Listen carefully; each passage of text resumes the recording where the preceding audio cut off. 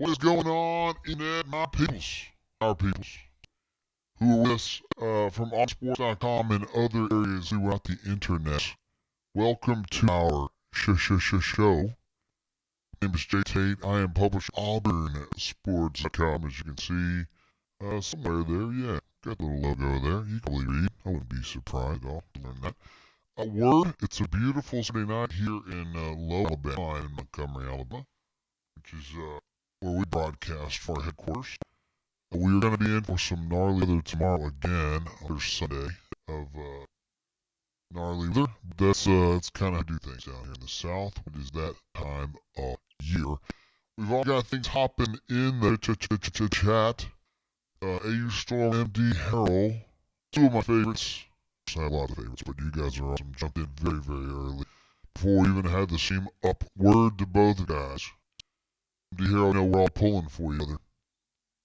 You know that. You should know that. You know that now in case nobody told. But I think people have told because we love you. And you're all a poster. And we haven't seen you as much as we usually do, but we understand why. And we're for you. And we're praying for you. Rob D. Howe says he's drinking Jameson on ice. Alrighty. Sounds good. I would probably drink that if it was in front of me. David the Wizard, who made his phone debut last week, says, I know I'm currently shunned. You're not totally shunned, but you're still watching. Will not be all up chat, just yo to the fam. David the Wizard got banned this week for a relatively minor offense. We'll probably have him back here before long. Not a big deal. Ryan F. in the house drinking some Buffalo Trace. Ooh, man, that's delicious. Got a little something I sleep tonight, actually. I told you guys in chat. Oh, actually, thread at auburnsports.com, but I'm going to start off with some Old Forester Stickman tonight. My man J-Dub, we were drinking this last night over his pad, and this dude, the audio. Some messed up on the audio, let me check. Guys, sometimes I gotta pull it up.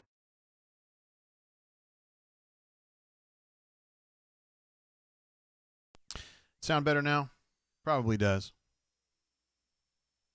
My friend Bex the Bammer, says the audio. I guess it was messed up. You didn't give me a lot of information on that, Becky, but that's fine. Hopefully the audio is a little bit better now. Kyle W. says LMAO is JGT using a sound mixer. I hope it sounds better now. I'm hopeful that it does. Something happened. Yeah, when I updated my operating system, it just got a little fussy. Yeah, a little fussy. Is it still messed up? I don't know what you're still saying yes. You good now? All right, sweet. That's MD Harold. Thank you for speaking my language instead of just a bunch of yeses. But I still love you guys anyway. Okay, so my man J Dub, we were over at his pad over in Arrowhead. I guess we would call Arrowhead. He probably calls it a different name, but I call it Arrowhead. We were drinking this last night, and this stuff, it really did me right. And we had some fun, hanging out, social distancing. We were a responsible distance away, but nonetheless. So this is the first shot out to my man J Dub. Here we go, Becky again. Good now. All right. Yeah, I got to remember to always flip that in and flip that out now. This one goes out to all the peoples watching the show. Love you guys. Of course, I love my super chatters the most, but you know what I mean? I love all you guys. It's a good times, guys. Bottoms up. Oh, yeah. Powerman says, Jay, are we mad at each other? I need to know from the human voice. Well, I would like for you to call in a little bit when we take calls because I would like to kind of hash this out with you and just kind of air grievances on that. You know I respect you very much. I thought some of the things that you were saying in the thread this morning, I think it was, were a little disingenuous, and I would be happy to discuss it with you calmly. But I think there's a reason behind the phenomenon that you're discussing, and it doesn't have to do with reporters being dummies. I'm surprised, frankly, that someone in your line of work would take such a shallow-minded look at reporters, but that's something we can talk about on the air, but you know I love you. Oh, no. Kyle W. says you ruined it. I was, talking about that weird sound, when I did that on G-Pits last week, Gabe said it sounded like I was Darth Vader, which, I don't know, might be an improvement. But anyway. Now Corny Mofo says there's high pitch. Come on, man. I don't sound like high pitch, Eric. I'm club fucking footed. Just kidding. That's Eric the actor. Let's see. Sounded like Kevin McAllister trying to get a hotel room in New York City. Ravin says JG hydrated to go to 1 a.m. 1 a.m. beaches. Yeah, that's where Hornatius comes through, right?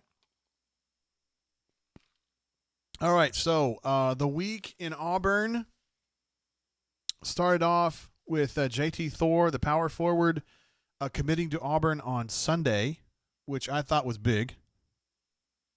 He's a guy, I think rivals had him top 50 or 60 in the country.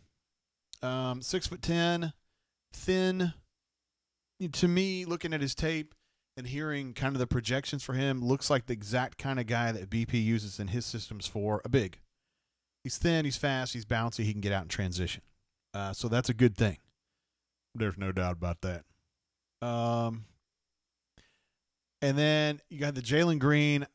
To me, it was kind of a fiasco. Not for Auburn's purposes. Auburn was in it. It was down to Auburn, Memphis, and the G League, and then Jalen ended up choosing the G League in what I would be called kind of an orchestrated deal. I mean, right? I mean, the G League was not.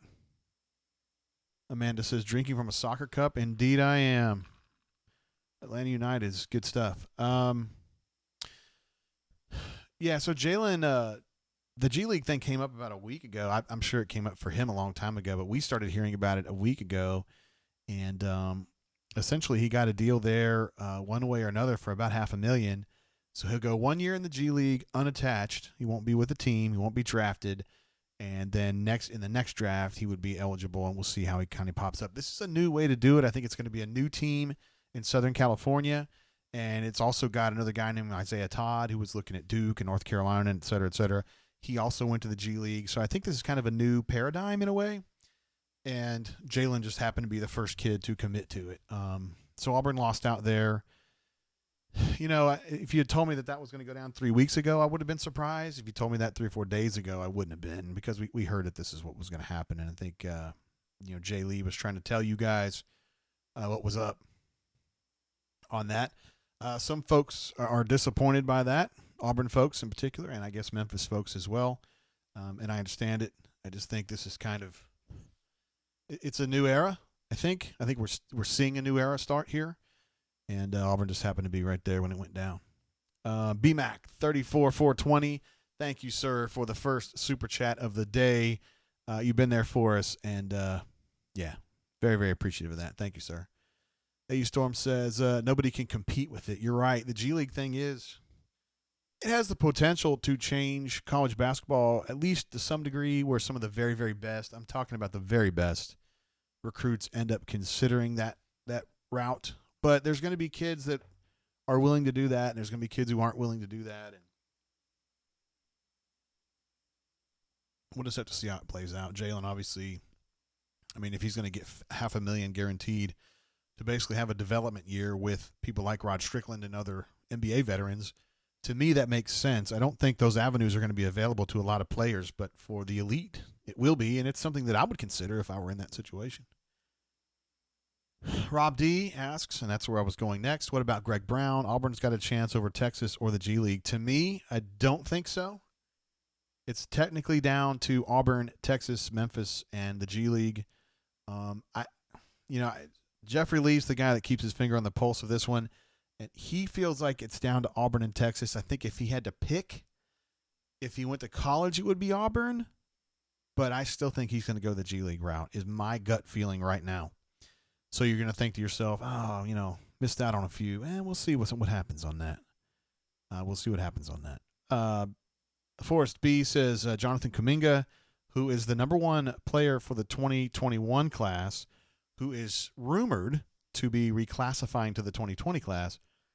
And I think reclassification, which can be a real bitch normally, I think they've relaxed some restrictions on that. And I think he can reclassify fairly easy. So the thought is that Auburn is in front for Kuminga as well. We have not heard as much about any G League chatter with him as we have the others. So I think it's possible that he's going to be very much in play right there for the Auburn Tigers.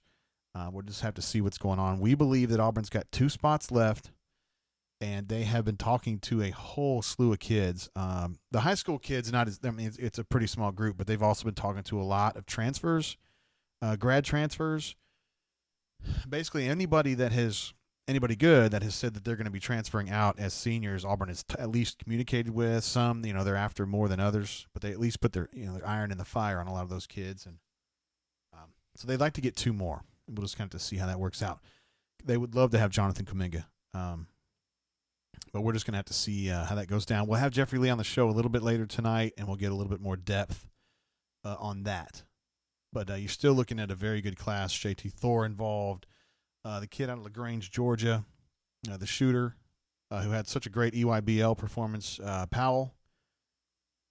Yeah, the other guy, you got Sharif, obviously, who's kind of a driver, smaller kid, not a great shooter right now, but he's extremely quick, and I feel like his awareness in the open court is better than Jared's was, certainly in high school, and I just think he's a very advanced player, Sharif Cooper. Again, a lot of people on the bunker think this kid's coming in, and they're putting the cape on him already, and they think he's going to be, Damian Lillard type player, and the sky's the limit for the kid, obviously. But as an 18-year-old playing as a freshman in the SEC, I just want to keep expectations low. Remember, as good as Jared Harper was, and he was an absolute beast as a junior, he was just so-so as a freshman.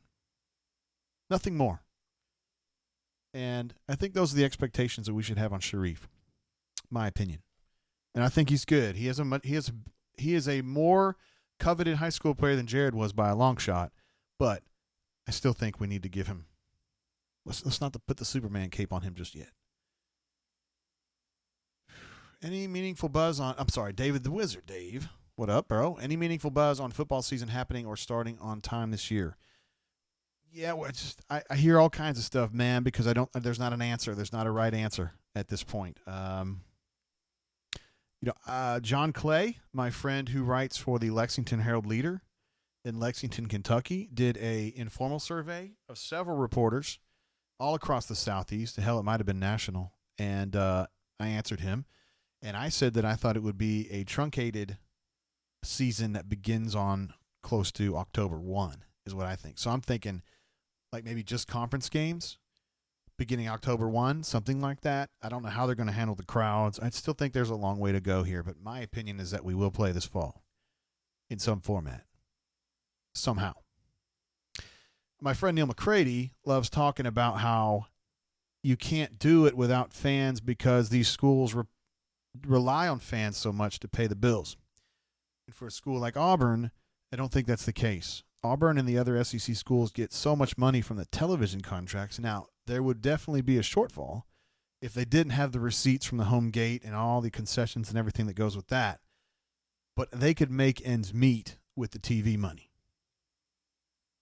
Could Boise State do that? Could San Jose State do that? I don't know, and I don't care. I'm living in my world, folks. It's the SEC world, and really it's the Auburn world. And it's going to be tough without home games, like with a full stadium and all the tailgating and everything, but I think it could be done. Could be done. Forrest B asks, would you like to see, or maybe he's just saying for himself, would like to see Dylan Cardwell in the class? We are McEachern. You. Yes, Dylan Cardwell is another. He's a big from McEachern High School in Powder Springs, Georgia. Also on the AOT circuit. To me, he's a forward. He's a long kid. Similar in size to JT Thor. He is also, I believe, a cousin or nephew of Rodney Garner. And with him, it's just a matter. He's a 4-star kid. And I think for him, it's just a matter of Auburn just kind of committing to him. I think he would come here. And it's amazing that we're in a world right now where Auburn basketball, if they commit to a 4-star basketball recruit, then they get him right away. It's kind of the world we live in, right? Auburn's, out there looking for 5 stars. But I think Dylan Cardwell is a good basketball player. I don't think that he is at this stage in his career, I don't think he's super special in any one particular area. I think he's a good rim runner. He has some hops, obviously. He doesn't have that super commanding presence, at least not that I've seen in his highlights from the Peach Jam. But obviously, he's coming from a program that is super elite. He's coming from an AAU program that is super elite. He's around elite players. He's competing against elite players, and he's at least handling himself, hanging with those guys. So, I mean, he's at least a really good player. Sometimes those guys turn out to be elite, and sometimes they don't. It just depends. But we'll see. My guess is that if he's kin to Kim or Rodney, he's going to be a winner. Let's see. Doug D says he thinks JT Thor will be a one and done. 15 more pounds in our weight program and lights out. One and done is a very, very tall order, but we'll see. He is I think those kids to me are blank slates. We just have to see how they handle things. Just remember now, I mean, Jared needed a minimum a full year and a half before he started playing really well, and I would argue he wasn't really, really good until, the first month of his junior year. And then Choom, he kind of picked up his second month of his sophomore year. So these kids a lot of times need more time. And I think Isaac's going to go. I think he'll actually end up being the first one and done. But even Isaac, I had questions about Isaac the whole year. I mean, is he a good player? Oh, hell yeah. And is he a great athlete? Oh, hell yes.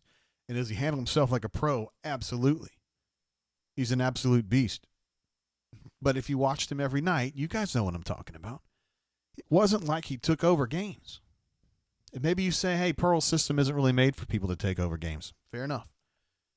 He always talks about how we're at our best when everyone's contributing. He really wants everybody to get a piece. So it's hard to really dominate in a system like that. But he didn't dominate. I found that a little alarming. That's all I'm saying about that. I think he's a terrific player, and he's going to make a lot of money. Let's see. Canoe Man. Let me try to put this together here. Not to mention, not only could it be done, we would lose so much money walking away from the TV money. Okay, so you're on my team here. So not only could it be done, pretty much a financial necessity from a salvage perspective. So you're saying, yeah, we've got to at least put a product on the field that helps us get our TV revenue. Completely agree. And I think it's going to be doable. I am not an immunologist, and I'm not working for Dr. Fauci or Dr. Birx, believe me. But it just seems like I'm hopeful we're going to make a lot of progress in the next 4 months. I think the path to progress is going to be more testing, quicker testing, and the ability to kind of understand when the breakouts happen, where they came from, and shut them down. We got to get to that point before we can let people into Jordan-Hare and all the other stadiums. Patman says the G League rules change. Are the NBA and NCAA trying to prevent kids like the Balls from going overseas? Honestly, man, I'd have to read more about that. I'm not sure. I don't think the rules changed. It sure seems like the money changed. I mean, I didn't ever feel like there was a push from the G League to try to lure good recruits out before. And I have questions about that behavior in general anyway. I don't know if it's the right thing to do. But because it seemed like before the NBA wanted to stay out of the amateur business. When I was in college, and a lot of you guys are my age, you remember when players like Jermaine O'Neal and Kevin Garnett and Kobe went directly from high school to the NBA, which you can't do now. You have to take basically a gap year, which a lot of kids go one and done into college, whether that's John Wall or that's Kyrie Irving at Duke or whoever. It's a bunch of kids in that bracket. But I don't remember specifically, maybe you do, Power Man or somebody else, why they changed that rule. But whatever it is, it seems like they're kind of getting away from that rule if they're letting the G League kind of lure those kids out. Canoe Man says with testing, he thinks it's doable to do football in the fall. I do too, and I think we'll get there. I feel like everybody from President Trump on down knows we need to have more testing. And I think there's emphasis to get more testing. There's some disagreement. It seems like President Trump thinks that it's on the states to really accelerate their own needs, to take care of their own needs and do it quickly. Other people feel like it's his job as a representative of the federal government to get that done for us in the states. Got to work that out. That's a little above my pay grade, but I think I know what we need to do. And what we need to do is get testing. Got to figure that out. If kids can go to Europe, why shouldn't they go to the NBA? Well, I'm never going to tell a kid. I mean, I'm a capitalist. I run a business. I'm out here for profit, like many of us are. I hate to tell a kid he can't go out and make money, so I'm not into that at all. But the NBA just kind of seems to, through the course of 25 years, seems to flip flop on how it feels about it. Yeah, back in the day, you could go from high school to college, and although Kobe and Garnett, I'm trying to think. Jermaine O'Neal was another one. Rashard Lewis was another one. Were success stories. There were a lot that were not success stories, and it left a lot of kids in bad situations. I remember when the WNBA first came out, and I got on a conference call and asked David Stern about a young, precocious JG at the Kentucky Colonel at UK. Asked him about, would they pursue, could girls do the same thing? And he said, no. They're going to have to play in college. We're going to get this one right the first time, is what he said to me. And I thought, okay, that's good. So he's against jumping from high school to the NBA. And now it seems like the NBA's back trying to play that game a little bit. Now you're saying, hey, Jay, he's got to go to a year in the G League. What's the difference? Well, yeah, I know. But the NBA and the G League seem kind of in cahoots, right? At least to some degree. Powerman says, I think the NCAA and the NBA used the G League to rescue a kid that was not eligible to play college given all the money he has to take in from agents and shoe companies. I'll get behind that. Ravin says LeBron, obviously. LeBron, great example, out of Akron, Ohio. Went straight in. And he certainly was a success story, was he not? Another super chat from Hornatius says, Tree Fitty on the Desert Eagle Fund. Yeah, I was talking to my friend Tim last night about he is a gun enthusiast. Let me have a little bit more of the statesman. He's a gun enthusiast, and we were talking about pistols, and I hadn't shot a gun in a while. I like guns. When I was a teenager, I ran a rifle range and loved it. I treated those guns like they were my kids, cleaned them, made sure the aims were true. I actually named them and made the kids, when they would come through the rifle range, made them use the names and stuff. I love guns, and I just haven't had one because, honestly, man, when I was working for the newspaper, I didn't make a lot of money, and it was tight, and it was hard to say, hey, Cordy, administrative assistant, I need to drop $1,500 on a pistol, when, we had other things we need to spend our money on. It's not quite like that now, but, these aren't the best days to be running a business, so I don't know. It's kind of tough. He was very generous, Tim was, and said that he would anytime would take me to the range and let me use some of his weapons, so would love to do that. We got some more super chats coming in. Fat Crack, man, he's like in the Hall of Fame of super chatters, as you might have read on the scroll. Says, JGT, hope all is well with you and your family. I appreciate you and the team for keeping the site going. It is a relief for sure. Thanks as always, and God bless. Thank you, Fat Crack. Appreciate you. You're always here for us, man. From start to finish.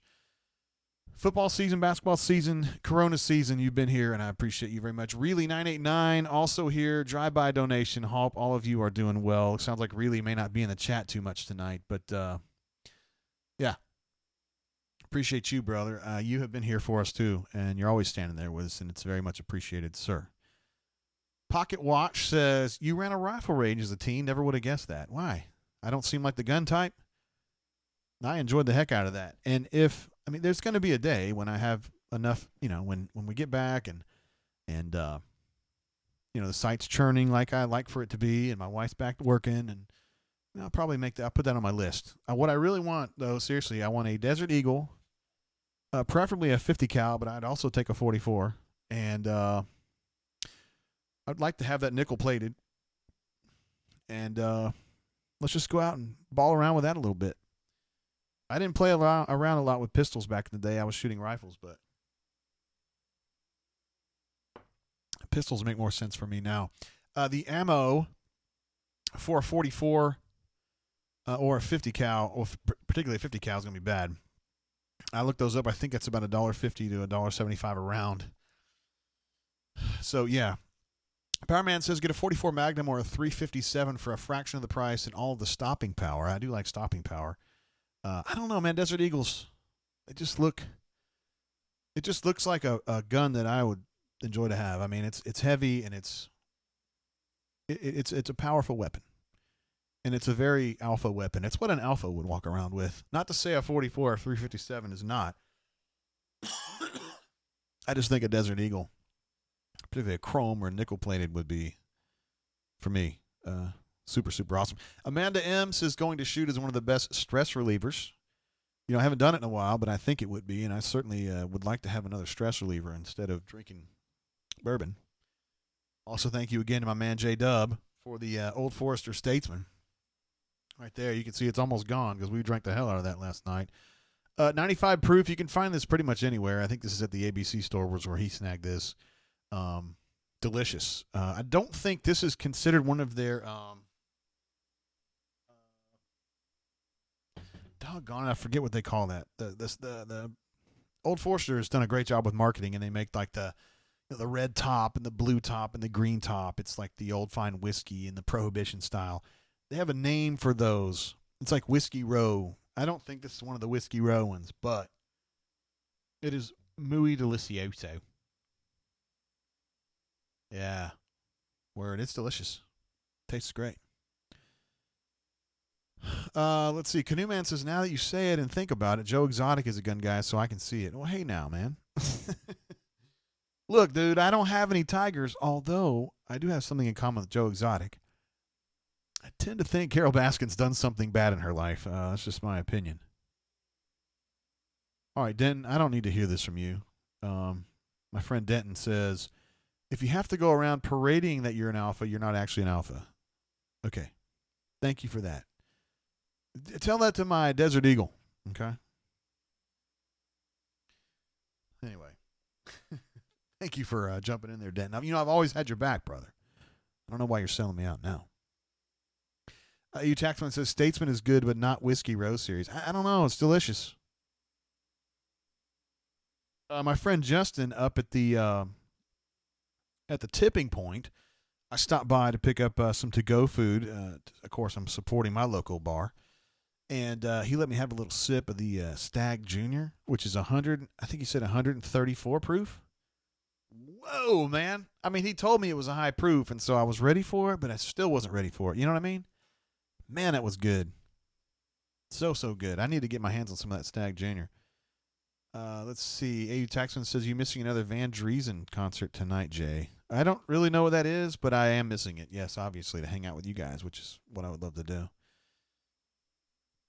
Raven says, not one redeeming quality about any of them people on Tiger King. Yeah, not so much, right? I think the smartest person on there might have been Carol Baskin's husband, who I don't know. My opinion was that he just took off, and he was doing business in Costa Rica. He realized he was married to a succubus, and he just bounced. But I realized the common thought is that Carol Baskin either fed that man to the tigers, or ground him up, or did something. I'm going to tell you something a little funny though. So obviously Facebook is it's a pool for Tiger King memes, right? Like we're all talking about Joe Exotic and Carol Baskin and what happened to Mr. Baskin, or whatever. And well, I guess it's not Mr. Baskin because that's like her new husband's name, I guess. But anyway, I have a friend of mine. I'm not gonna say who it is on Facebook, and she is apparently like buddies with Carol Baskin, right? Like she's actually like real life friends with her. And so she got on there. I'm not the kind that shares memes on Facebook, so this wasn't directed at me, but she got on there and got all like defensive about you guys who are sharing these memes about Carol Baskin. You don't know Carol Baskin, and she's a really good person. And she has saved all these cats through her big cat rescue. And I'm just like rolling my eyes like, come on, man. This thing is bigger than your alleged friendship with Carol Baskin. Like, this is a big international thing. I mean, everybody knows about it, and everybody's got an opinion about it. We're in quarantine. It's the most popular show on Netflix, which is the most popular streaming platform. Like, you need to give people you need to give people a break here, okay? Like, I don't know as though setting the record straight about Carol Baskin is going to matter at this point, And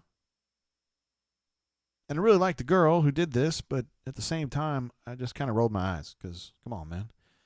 Corny Mofo says Joe Exotic was as guilty as the chick. I don't know how I feel about that. I mean, they're different people doing different things. And I honestly feel like Carol Baskin is more manipulative than Joe, so she was able to kind of manipulate him, knowing damn well that if she continued to piss him off, that he would do something dumb, which he did. And I don't know. I don't know how I feel about it. I think what Ravin was saying earlier, that no one on that show has any redeeming qualities. I mean, that's pretty much true, right? Except for the dude who was Joe Exotic's campaign manager. That dude seemed like he was pretty cool. A little bit nerdy. But I thought he was the most woke person on there. No doubt about it. And Amanda, I think, makes a great point here, which I'm completely on board with here. Says Carol Baskin was saving cats to do the same stuff to them that everybody else was doing, and then she wants to steal Joe's parents home. I mean, the overall concept is the same. You know?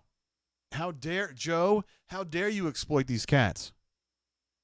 Please let me exploit them here at Big Cat Hollow or whatever it was called. My administrative assistant texts. She's obviously watching the show. Love you, administrative assistant. It says it's more about the death threats that Carol Baskin, spelled correctly, by the way. Thank you, sweetie. That's awesome. Was getting, and it still does. So, yeah, that is true. Part of what Mia, the girl, was saying was that these people that are, you shouldn't be making fun of Carol Baskin, and then showed some of the death threats that Carol Baskin has received, which I'm not on board with, by the way. I mean, let's stop that. I mean, we don't need to be sending death threats to anybody, particularly people you don't know. And you're judging your whole, frame of reference on a Netflix documentary that is somebody's opinion of what happened. You know what I mean? Like, seriously, it's the filmmaker's opinion of what's going on. And it may be a great opinion, and it may be well-informed opinion, and it may be coming from a lot of different angles. Maybe trying to look at it impartially, but it's still one person's opinion. Don't get sucked in too far on it, Corny says, the husband that looked like Neil was okay. He doesn't look like Neil. That dude's like 75 years old, bro. But yeah, he's definitely the smartest person there. Yeah, I think he's part of the reason that Carol seems so smart, because that dude seems like, I don't know if it's really hard to outsmart Joe Exotic, but that dude was definitely up to the task. Dave the Wizard says, at worst, Joe was a vigilante. Oh, my God. Pocket Watch says the campaign manager guy was recently arrested for attacking someone with a sword. Is that true? Oh, God. I don't feel like that happens. I don't feel like that just happens. You don't just happen to attack somebody with a machete, or a sword or whatever. Goodness. All right, well, maybe he's not really a guy you get behind either. I was really stretching there, Pocket Watch, but I'm glad you straightened it out for me, brother. AU Storm says, what's your favorite Netflix documentary? His is House of Cards. I don't know. My favorite all-time documentary is Jurassic Park, though. My friends have brought up the idea we can go on a trip to Costa Rica, and I'm like, I'm not going down there. There's dinosaurs down there. I mean, come on. Canoe Man says the funeral scene in, I forgot, the Tiger King is the best thing ever put on screen. It is absolutely amazing. Shoot, man. I think was that when that was when his youngest husband died? Is that what you're talking about? Because I mean, to me, that was so cringy. Oh my God. Anyway, I didn't mean to get off on a rant about Tiger King. We went straight from Auburn basketball recruiting to Tiger King. And it's my fault. I was talking about Mia getting mad about Carol Baskin and stuff. And I'm not pushing for death threats. That's silly. Kyle W., also known as Crocodile, says the funeral scene gave me vibes like the dinner party episode of The Office. I can't watch that. I can't watch it again. The dinner party's too cringy for me to watch. And I know it's fake, but it's still cringy. Corny Mofo says Waco was good, not a doc. Yeah, I know that just came out, and I was hoping to see that. I didn't know if it was as good. Is it pretty good, though? I mean, I know it's not funny, but that whole David Koresh thing was going down when I was in college, and, man, I really wasn't paying that much attention. I was still kind of working the ladies, getting things set up. Yeah, Corny Mofo acknowledges that the really cringy funeral is the second husband, yeah. Jeff, who was like the new owner of the zoo, this is according to AU Taxman, says that Joe has made sex tapes with the animals. God, please don't let that be true. I don't want that. Yeah. I would be interested in seeing the Waco thing. And I remember I was just interested in this maybe a year or two ago. And I looked up some stuff on YouTube about, David Koresh and the whole Waco thing. And it turns out that Tim McVeigh was there. Tim McVeigh was interviewed on TV before he was, anybody important. I think this is 93 when the Koresh thing went down in Waco. And I feel like, yeah, this definitely happened. Tim McVeigh, he of the Oklahoma City bombing, was at Waco and was like on TV bitching about it. Like about how this was a governmental overreach and they needed to leave him alone. And he seemed like an angry person. And then he did something even worse. I saw that the Secret Service, I follow the Secret Service because I have a couple friends in the Secret Service on the Twitter, and they periodically put out like in memoriam tweets about officers that have fallen. And today they put one out about somebody who died in the Oklahoma City bombing. An agent. I've been to that memorial in Oklahoma City, and it's pretty somber. Not trying to take the show down there, though, guys. Let's see what else we got going on. A Storm says, is love really blind? I'll leave that one up to you, buddy. Oh, yeah, let's see some other things I wanted to talk about before we got too far into the show, not Auburn related. My daughter's 18th birthday is coming up within just a few days. And it's been kind of a crappy season for her, whatever year. I mean, she, this whole virus situation completely truncated her senior year of high school, and there's no prom, there's no honors day, there's no graduation, at least now. She's lost all of her soccer games of her senior year. I mean, they got to play like 6 or 8 or whatever, but she lost all those, playing Trinity, playing MA, playing BTW, playing Catholic, ACA. We got crushed by ACA in the first game, but I'm sure we would have played better in the second game.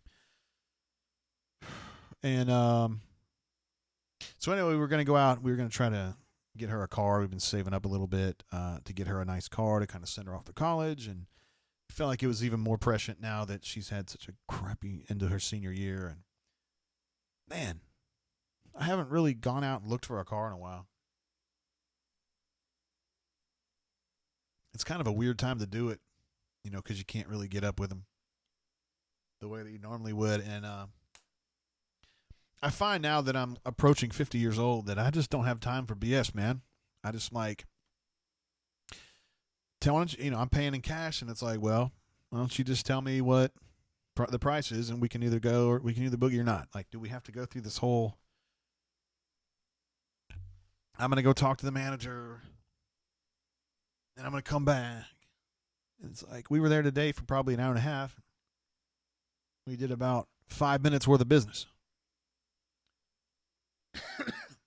Anyway, let's see. Corny Mofo says, any sense about what sports are in jeopardy at Auburn? No, I can't speak to that right now. I'm hoping to get up with Alan long enough to actually get some answers from him in this next week. I also think I'm going to have a chance to talk with Gus again long enough to get some answers out of him this week. So at least I'm angling for that. Unless he texts me, hey, Gus, if you're watching, text me, bro. And see what happens. I'd like to get a little bit more. Powerman says, want the chat. You keep sending me the voicemail. Yeah, I haven't turned it on yet. My bad. I'll turn it on right now. Where are you? There you are, you little devil.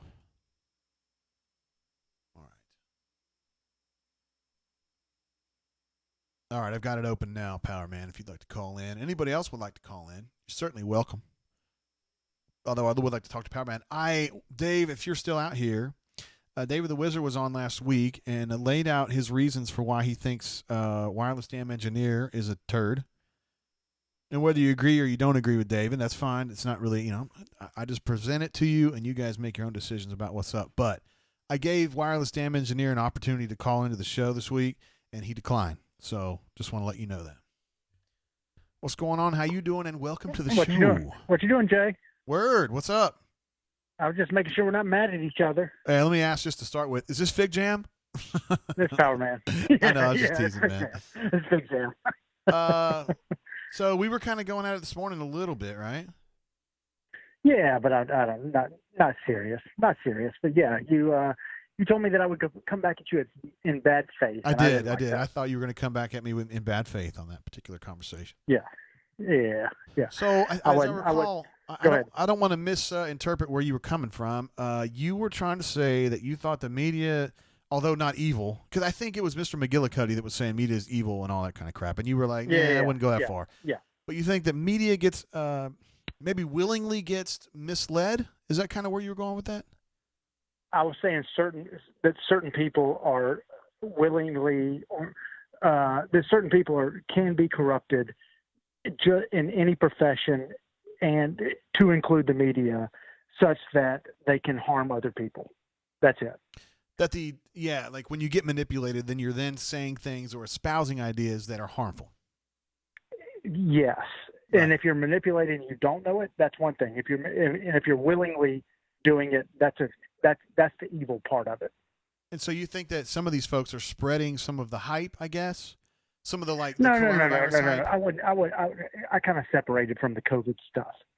Like just from if you were to run a story about somebody that was not true, I'd separate from COVID. If you were to run a story about somebody that was not true, that some government source told you about, some cop or somebody, and you ran it, and you didn't like that person, and you're like, I'm not going to verify it, but I'm gonna run with it. That's not very good.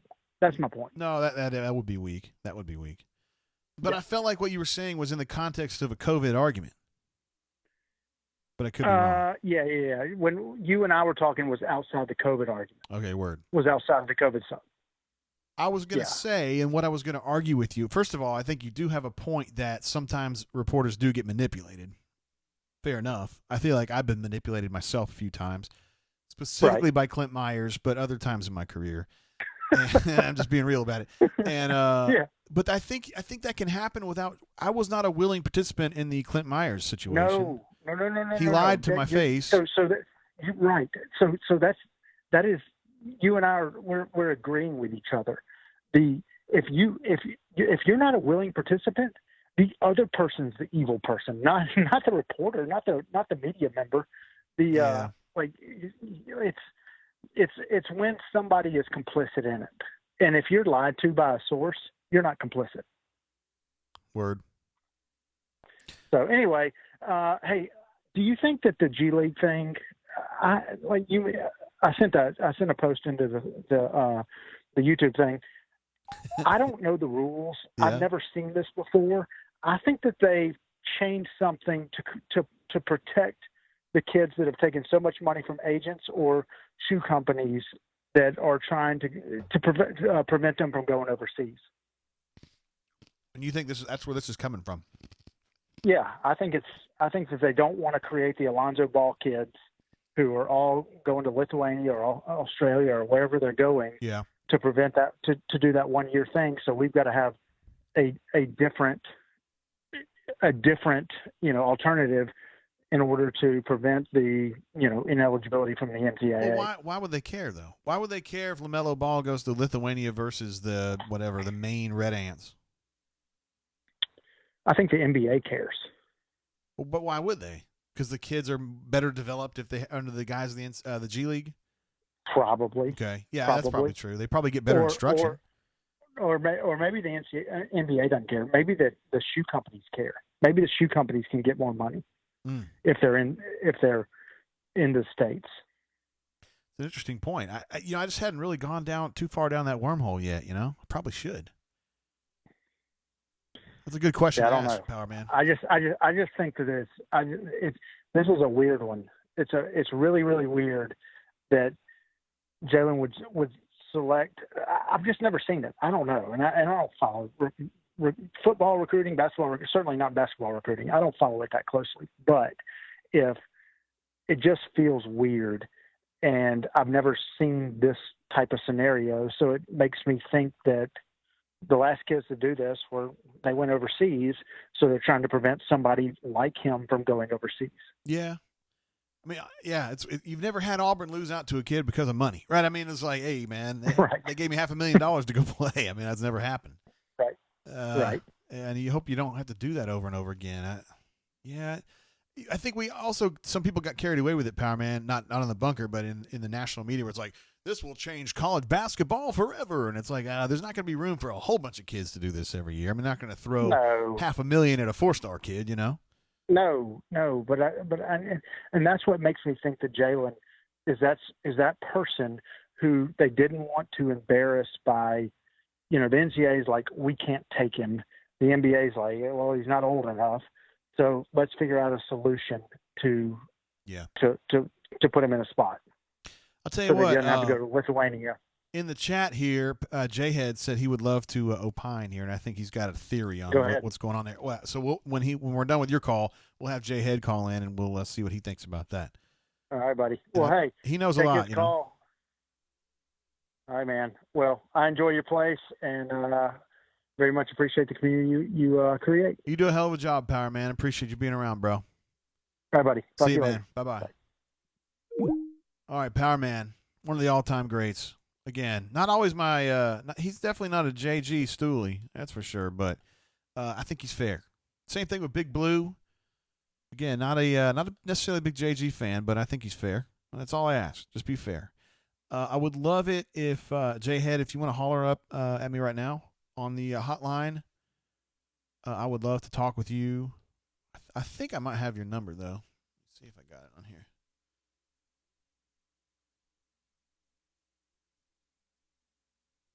Sorry, I'm getting some texts here. Oh, wow. They're doing that benefit on the networks tonight. They got the Rolling Stones playing. That's pretty cool. Badass.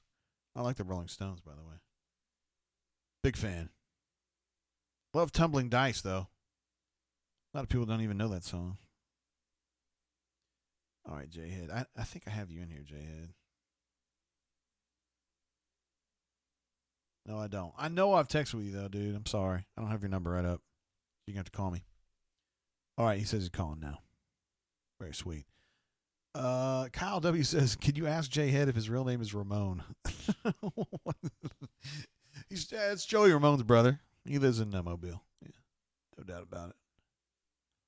Auburn Orange and Blues said we need more 5-star recruits. Yeah, more is better. I would agree with that. 100%. Anyway, I was mentioning this right before Power Man called. I did give Wireless Dam Engineer an opportunity. Actually, I encouraged him to come on the show tonight and to respond to David the Wizard's assertions that he is a bitch. And he declined. I don't even know. It didn't seem like he was taking me seriously. All right, here comes J-Head. J-Head, my man, what's up? Hey, JG, what's going on? We're so stoked to have you on the air. How's life treating you tonight? Well, I mean, we're drinking and we're talking basketball, so, I mean, it definitely can't get a lot worse. This is awesome. I hear you on that. Well, listen, I was listening to the show. I'm actually in the midst of moving to a new house here in Mobile, and I had it on and was listening and heard Power Man's question and wanted just to kind of call in. I was going to make a longer post on this, but now, in a way, he's dead on as far as why they've gone to this G League select. My understanding of the situation is obviously the NBA has kind of wanted to cultivate the G League into something more ever since Brandon Jennings, probably about, God, when did he turn? About 10 years ago, right? Yeah, about 10 years or so ago. They wanted to cultivate the G League into something more. Since it's become more prominent with a handful of kids going over last year, LaMelo Ball, I think R.J. Hampton. And LaMelo didn't hurt his stock, but R.J. really hurt it. And so I think the president of the G League, Sharif Abdul-Rahim, and Rod Strickland, former Kentucky Wildcat, former NBA player, kind of cultivated this idea of the G League Select. And they're going to start targeting, to my understanding, the top 10 to 12 prospects every year. So their thought processes on it is that, you know, a lot of guys go in there and go over to Europe. A lot of guys go to college, and they're running those schemes that benefit those teams. You know, I mean, obviously those guys are in it to win. This is more geared at NBA development. They're going to be able to take these kids all across the United States and put them in exhibition games, somewhere between 20 to 30. They're going to get NBA training. and have the opportunity to work with NBA developmental guys. I think Adam Harrington might get pulled into this. A guy like Mike Miller from Memphis is somebody I've heard that might be a coach with one for this situation. He might be leaving Memphis on this.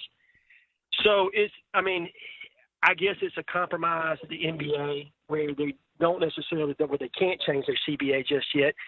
And if this really takes off, they might not have to, because then they can get NBA training. Kids can be paid at a lesser salary and still be evaluated. And that's the easier thing for talent evaluators, agents, NBA scouts. They got them right here domestically. You don't have to go overseas to scout these guys. Right. Not that they can't pop on the film or anything else of that nature, but when you've got them here domestically, it just makes them that much more easy to see.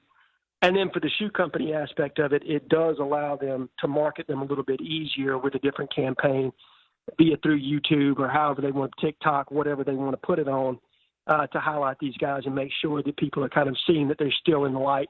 And I think there's a lot of people, Charlie Five and a handful of others, like, I don't understand, why these kids would do this and they're not going to get the same amount of advertisement. I assure you that the NBA is bankrolling this, and they're going to put money behind this to make sure that these kids are considered and will stay relevant. They may not be able to, tap into some of the pageantry of college basketball, but these kids aren't going to fall off the face of the planet. That's for sure. Yeah, man. Yeah. G League, I think, has a chance to do some good stuff here. And I think it might be better for the kids. I remember watching the thing on Brandon Jennings that you're talking about. He was the point guard for the Bucks that played a year in Italy instead of G League. This is back, he couldn't go to college or chose not to go to college. And he talked about how tough that was, man, to have to go over there and assimilate to a new country, and his family had to go with him, and it was just a pain in the ass. And he wishes there had been something in America domestically that he could have done. And here it is, and now I'm bitching about it. It's not fair. It's not fair. It's not, but it's reaction by the NBA, and they're right. I mean, you think about how many more kids are going to be interested in it, and you've had kids filtering in and out of going to Europe or considering Europe or Australia or wherever they plan to go for 10 years now. But now that they have something here domestically where kids don't have to assimilate themselves to a different set of lifestyle, and you're going to pay them $500,000. Now, not every kid's going to get that. Obviously, that was a top-end contract for the number 2 rated player in the entire country. Yeah. But you're going to see contracts ranging from that top end like that. And all right, so you look at the offer that Greg Brown has. Greg Brown has a standing offer, to the best of my understanding. Last time I tapped in with my source, and I think Jeffrey's confirmed this, is that he's looking at about $400,000 plus endorsement money to go play in the G League. His father and him both understand that this is a business arrangement, whether he goes to college or the G League, for the next year. If it's me, I'm going to the G League for the sheer fact that I know I'm going to be working with NBA guys.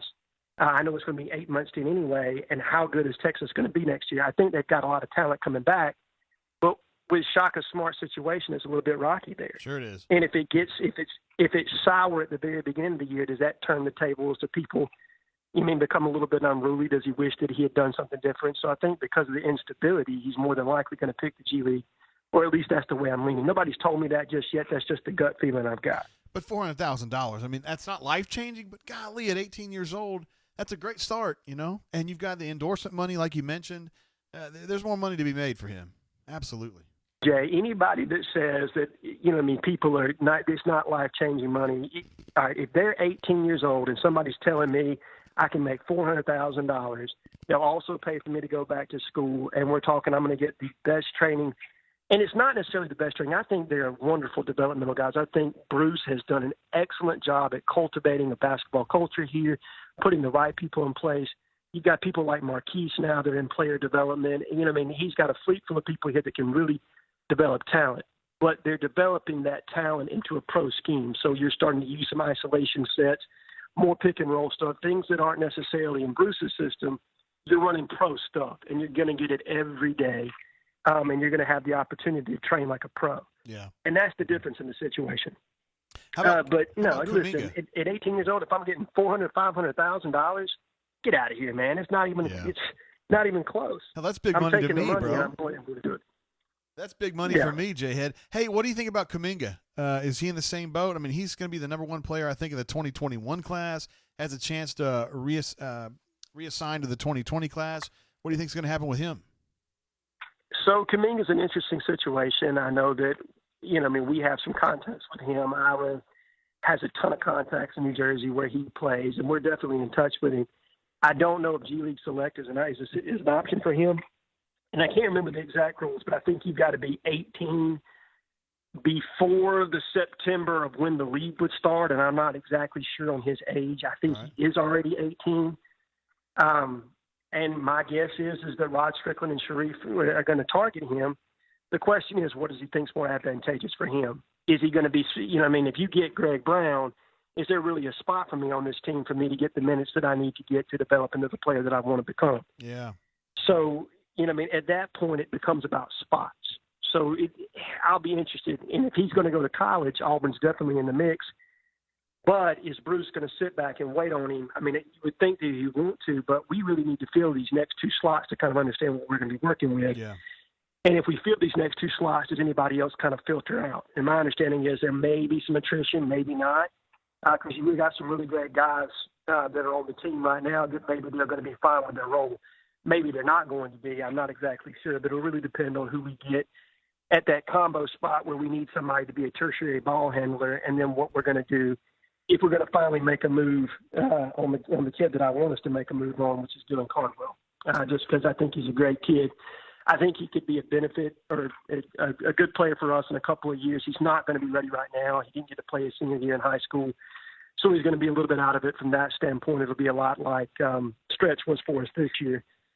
But I think the kid can really play, and I think given another year in the system, he'll be really good for us.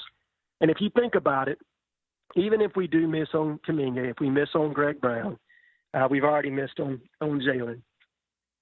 Yeah, it's going to hurt us next year, but 2 years down the road, when this group of Turbo and Allen and Devin and Jalen and Stretch are all juniors, and then you've got Sharif back running the point as a sophomore, look, I'm telling you, that's going to be a loaded squad, and Allen Flanagan and Devin are really going to take off. Given 2 more years in the system, I truly believe that. I think Jalen Williams is going to be a star next year. Too. I think from an offensive standpoint. Defensively, he's going to have to become a little bit more aware, but I think having Stretch on the backside will help him as far as that's concerned, especially with the communication aspect of it. Kuminga, for the record, turns 18 in October. So he turns 18 in October, so G League is not an option for him. Right. That's what it looks like to me. Well, that's good news for us then. So if he reclassifies, indeed, for the 2020 class, Auburn's he's gonna have to go somewhere like that, right? Oh, he's definitely reclassifying. I think his coach is on record as saying both him and the center for that team, I think it's Adema Sanga is how you say his name. I think they're both reclassifying. I think Nebraska's in deep with Sanga right now, but Kuminga's one, and JT Thornham are tight, very, very close.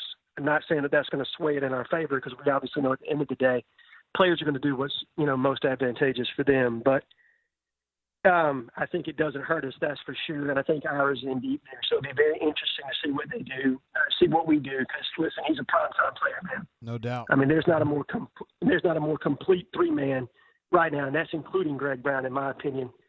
Just because Greg's still a little bit raw with his ball handling and his vision, Kuminga passes the ball as well as he does anything. He's very fluid on the wing. He probably needs to improve his jump shot a little bit. But, that's nitpicking. I mean, the kid's a very, very complete player, very much in the mold of Jonathan Isaac, who plays with Orlando now. Very similar game. Damn. That'd be very helpful to have a really nice 3 like that. Damn. 6'8". Yeah. Well, and then you think about being able to combine him with like a small ball 4, like we signed with the kid out of West Memphis, and then you're being able to play positionless basketball where you can rotate in and out, contingent on who's playing your combo /2 guard. Pretty much being able everybody to be able to guard 2 through 5. Now Sharif's not going to be able to guard anybody but a point. Maybe he could slide off and guard the 2, but defensively 2 through 5, you could switch and do whatever you want. It'd be a mess right there. A good mess. I'm telling you. Would tear some faces off, man. J-Head, it is so awesome to have you on the show. You're always so enthusiastic about coming on and straightening things out for me, so it's so much appreciated, brother. I hope you enjoy that new house. Well, thank you very much. You like Mobile, right? It. Glad to be on. Yeah. Still here in Mobile. Just got another tour here, so looking forward to staying for another 4 years. My daughter's going to school down there at South Alabama, so I hope that Mobile's a fun town. Mobile is a great town. she's going to love South Alabama. They just built that brand new stadium there. Great atmosphere, and I don't think she's going to have to worry about too much of a party scene unless she finds her way down on Dolphin Street. Well, then I can't promise you anything come Mardi Gras time, Jay. But beyond that, I think she's going to be in good hands here. All right, Jay Head, thanks so much for being on the show, bro, and being who you are on the bunker. It's great to have you. Well, great to be here, Jay. I hope you guys have a great night and a great rest of your weekend. See you, man. Bye. There he is, bunker legend Jay Head. I think some folks still don't know who he is, but I bet you now you do. Specifically corny. Jay Head he's probably the wisest basketball person we got on the board.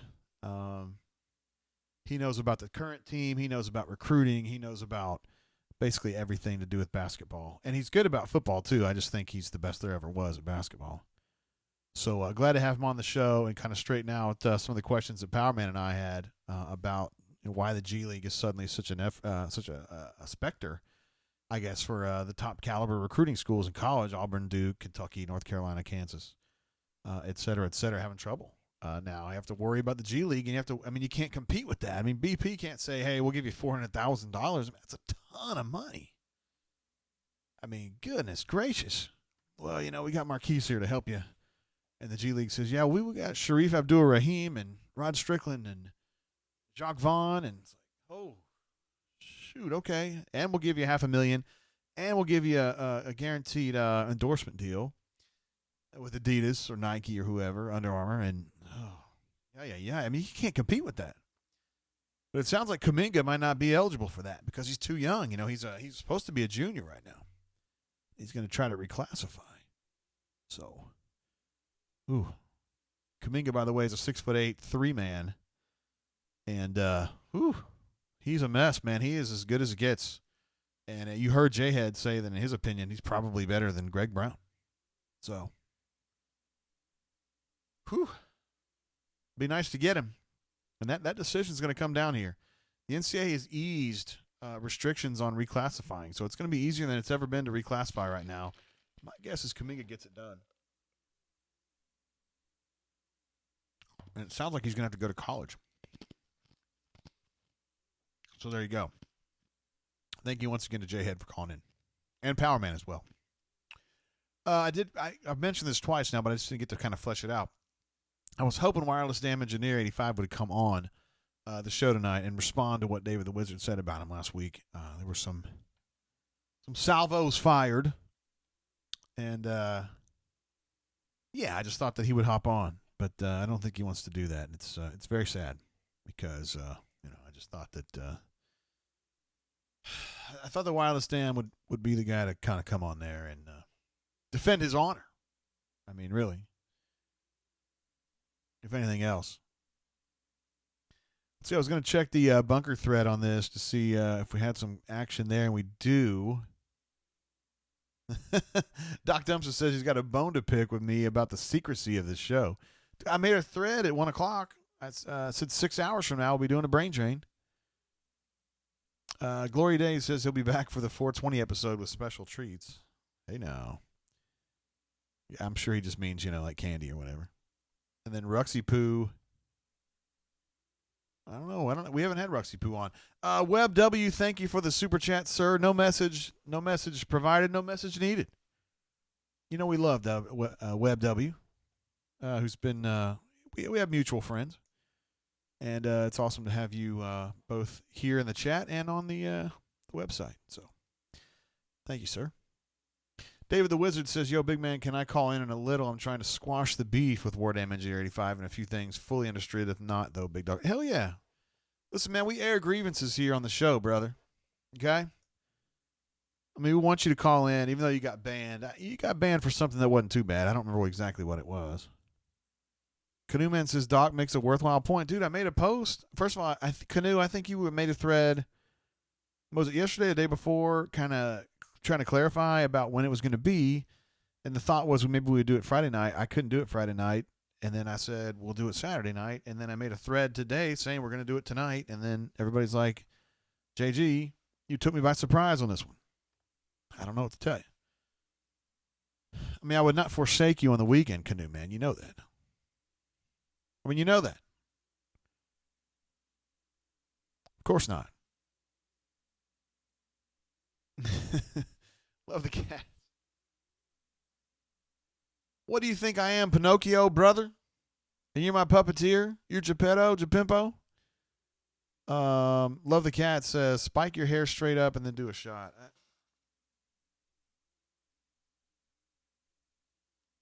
Is that straight out?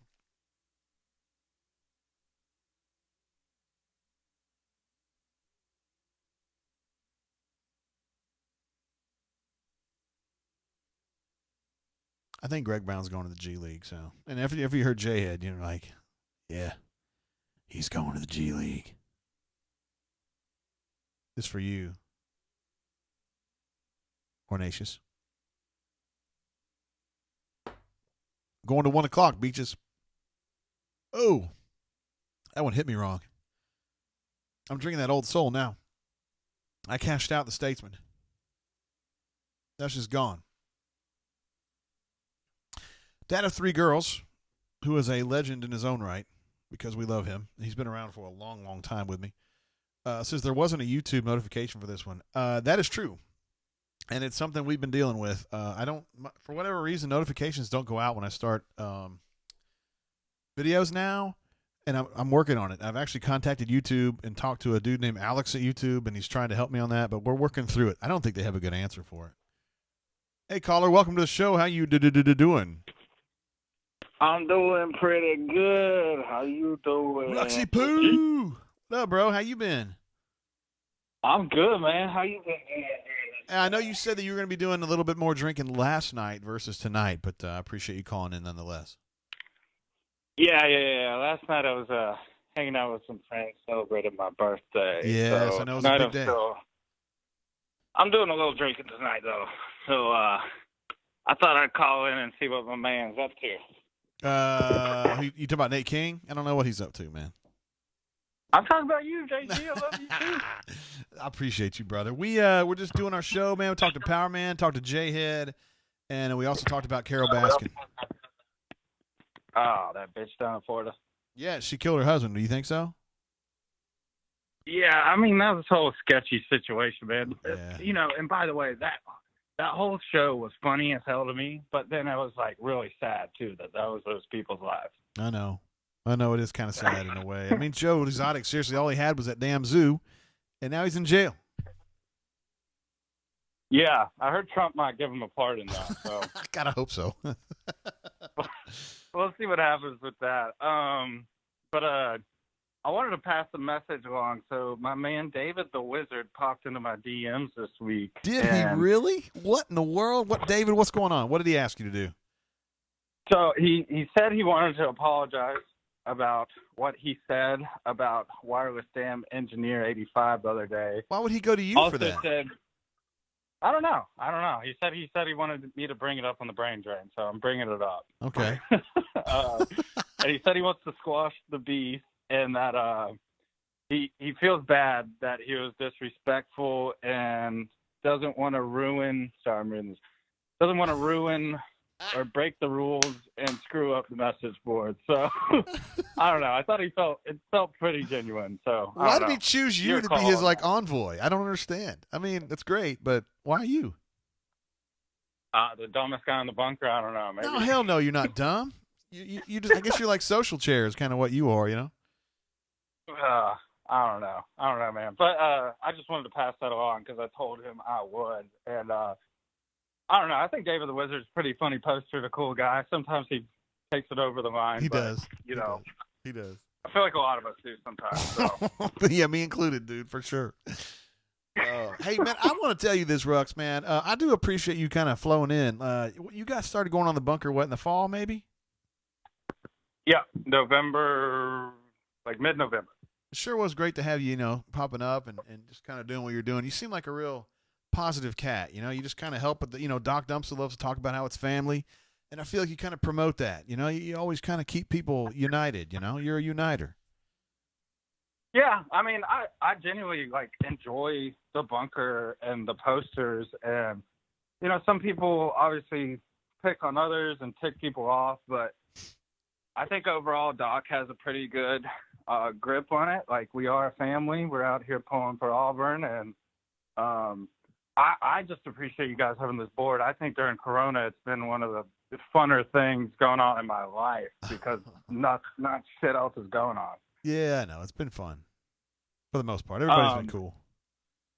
Yeah, I know you guys don't have much sports to write about, but I feel like you and B. Matt and Jay Lee and Nate King, y'all been doing what you can, and I appreciate that, and I think we'll come back really strong whenever the hell we get sports back going on, and I think it's going to be a great time.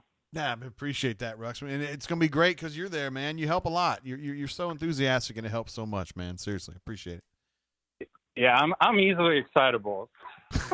That's probably why. I'm an emotional romantic, JG. Yeah, That's okay. just what I am. Okay. But JG, I love you. I love B. Matt. I love Jay Lee. Love Nate King. Keep doing his thing. I'll talk to you fellas later. All right, Rux. See you, bro. That's Ruxpin right there. Says that he was contacted by David the Wizard, who used him as an intermediary to kind of say that he wanted to squash the beef with Wireless Dam Engineer and that he wanted to atone for the behavior that led to him being banned earlier this week. All right. While we were having Ruxy Poo on the horn, we also got a super chat came through from War Eagle 0008. Says, Jay, love the show. Keep doing what you're doing. Recap of J-Head. Missed it. Oh, man, I hate that you missed that. He was explaining kind of how the G League has come to be this problem. Well, has come to be interested in luring the top 10 to 15 players away from the college game and into the G League. He thought that it would help with exposure, that the kids would be domestic and rather than being playing in rat-a-tat leagues in Lithuania or wherever, Italy, and that they would be overseen by people that the NBA trusted, that NBA scouts trusted, whether that's Rod Strickland or Abdul Rahim or Jacques Vaughn or some of the other former NBA players and front office folks who are involved with the G League. It would just be a better environment, an incubator, such as it is, for these kids to kind of grow. And then when they go into the draft the next year, these teams have a very keen idea of what these kids can do rather than they're playing in some half-ass league in Lithuania getting shitty instruction and, you're having to fly halfway across the world to see them and talk to them and all that kind of stuff. That was essentially the gist of it. Jay had also explained some stuff about Jonathan Kuminga, who is the top player in the class of 2021, who is trying to reclassify to 2020. We don't think he's eligible to play in the G League because he's too young, but he would be eligible to play in college, and so we think that may give Auburn a little bit of help on that one. We also talked about Greg Brown, who is another five-star forward that Auburn is currently chasing. He is from the state of Texas. Jay Lee has said that he thinks Texas and or the G League is the probable location there. I think G League and J-Head believes that Greg Brown's got a offer worth about $400,000 plus a guaranteed endorsement deal to go to the G League. So that's basically a recap there. Hope that helps. Also, while we were away talking to Ruxy Poo, MKP81 says it's his 39th birthday and that we should all wish him a happy birthday. So shout out to you, MKP. Happy birthday to you, sir. 39. You're in your 40th year, and that's good. I'm glad you made it this long, bro. Let's see what I missed a bunch of stuff here in the chat. Let's see. Ruxy Poo. Corny Mofo says Ruxy Poo has too much saliva for Jay. Birthday saliva? What? Ed D says, JG, what are your feelings on if there will be football this year? Conference commissioners said there will be no football if students are not in school. Yeah, so, you listen, guys, I'm not an epidemiologist, and Dr. Fauci and Dr. Birx have not enlisted my help, and they won't. I think that there will be football. I think there will be in-person education going on campuses across this country in the fall. You say, JG, how in the world do you think that's going to happen? Because I don't know. I'm just a positive person. I believe in America. I believe in our awesome scientific quarters, our peoples who are in that business. I've got a few friends that do it. You've got a few friends who are in the scientific community as well. I think they're going to figure out how to get fast, inexpensive testing, proliferate it throughout the country so we can all have access to tests if we need it. And I think by the time August rolls around, maybe September, we'll have a plan in place for kids to go to college, and then we'll have football. I think it's going to be different than it was before, significantly so. I don't see any way we're going to have big crowds. But I still think that in an SEC context, if they can play the games in an empty stadium, that is preferable to not playing at all. My opinion. And there are some people out there who agree with me. Alan Green is not one of them. I've not had a conversation with Alan Green long enough to kind of understand where he stands on this. And I know Alan pretty well, and Alan's the kind of guy who doesn't take leaps. He's not that dude. So if you're expecting him to be like, talking about big stuff, he just doesn't do that. So I'm hoping to talk to him here shortly and kind of get a better feel for what he's thinking about. But some other folks I've talked to, they're cautiously optimistic that there will be football this fall. And I also, I'm expecting a miracle. So that's kind of where I stand on that. WebW comes through again with another super chat. Thank you, WebW. And you probably know who I'm talking about when Becky the Bammer texts in. I think you know Becky the Bammer. Says, G League going to kill college basketball. Also, do we need to discuss our mutual friends? Maybe a tipping room drink when I'm in the gump again. Tipping point is what we're looking for there. And absolutely. Of course. Sorry, guys, I lost my video there. It's back. G League, I don't think is going to kill college basketball, although I think the G League is going to become a consistent problem from a college perspective for the top 10, 15 players. So these are the top 5 stars. And to think, it's going to kill college basketball. Well, this is something that Butch deals with every day of his life. Because when you're in college baseball, you're always having to kind of think about, okay, I want to go after the best kids I can get. However, I can't go after too good. I can't go after kids who are too good, because if they're too good, they'll go in the draft. Yeah, I remember the year that Tommy Slater went out and signed that kid from Russell County, Colby Rasmus, who ended up playing the majors for a long time. He thought that he'd be able to get Colby Rasmus on campus.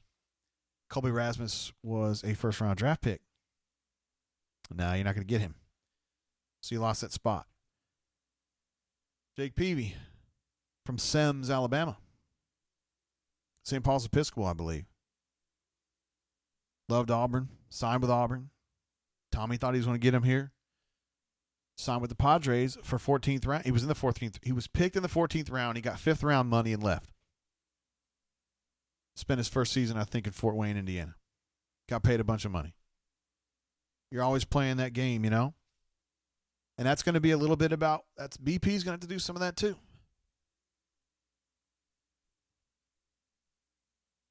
Hold on a minute. My man, Michael Phillips, we talked about him earlier, who had the birthday. He said he's drinking Blood Orange, the Goat Island version. Cheers. Now, I don't know if you know something, but me and the administrative assistant love drinking some Blood Orange now. That's the administrative assistant's favorite beer. And she will drink the hell out of that. So, anyway, just saying. We got a super chat coming in. Of course, WebW, again, thank you very much for your support. Ruxy Poo with a super chat as well. Says Jalen Green ain't getting no super chats from Ruxy Poo. Ruxy Poo is done with Jalen. You're out of the family, brother. No, you weren't in it ever to start with, though. That's the thing. Anyway, thank you for your support, Ruxy Poo, for getting into this show. You're always a part of the show. And then on the chat, the super chatters, and on the bunker. You're certainly a voice of harmony, and it's appreciated very much. Corny Mofo, riffing off of Webb Waters, says mutual funds more interesting than mutual friends. I happen to like Becky the Bammer and her husband Cuz, but maybe you don't. I don't know. David the Wizard says, nah, man, it's going to hurt teams like Duke and Kentucky the most. But for real, how many players do you realistically expect to sign with the G League every year out of high school? Yeah, it's not going to be that many. Let's say 8. Something like that. But Auburn's now in a position where you got to keep an eye on that. They're actually going after 5-star guys. I mean, trying to get them. It's just tough, man. Basketball recruiting is just, it's so totally different than football recruiting. I can't tell you. I just cannot tell you. It is exponentially more difficult. I mean, I can't even explain it to you guys. I mean, I can. I'm going to, but it's just, it's such a totally different world. I mean, basketball is dirty. Like, the dirtiest football recruit would be a middle of the road basketball recruit. And I shouldn't say it that way. The kids aren't really the bad part of it. It's just, when you're talking about pursuing the top basketball recruits, it is so dirty. You have to navigate so much dirty water there. Whereas in football, and I'm not saying that football recruiting isn't, they don't ever cheat, because they do, but it's just on a different level, man. You got the shoe companies to deal with, which are not involved with football at all. You got the AAU element that is not part of football at all. It's a totally different deal. Then there are some better things about it. Basketball is also a sport where when they commit, they stay committed, and the other schools just basically quit. You know, in football, you got to babysit your commits, which is a big reason why they had the early signing periods. So you don't have to babysit them all through the December and January sweeps. You can get them signed and forget about it, kind of tuck them into bed and be on your way. Basketball, they didn't really roll like that. It's kind of a different deal. Here we go again. Canoe Man using the old swoogan. I didn't really get what y'all were trying to say. Not you specifically. I think it was Alpha that was doing it last week, and I think Crocodile was involved with that too, but the whole swoogan thing, I don't really know what's going on with that. Roxy Poo says, JG, you sipping out of an Atlanta United cup? You betcha, buddy. Of course I do. Nobody loves Joseph Martinez like I do, bro. He's the man. And I miss Almiron, too. I mean, I'm happy for him being able to go to Newcastle and ply his trade, but he's missed. He is absolutely missed. Amanda M says, love it, Ruxy. And then Ruxy says, oh, what up, Amanda? If people can slide into DMs in these chats, I worry for you, Amanda. I don't think people can, but maybe that's a good maybe that's a good thing. Let's see who else we got. Oh, my goodness. Papa Bear is in the chat. We know things are going well when Papa Bear is in the chat. What's going on, bro? Let me check in with the doctor, the good doctor, and see if he's going to be available tonight. I think he was a little bit upset with me.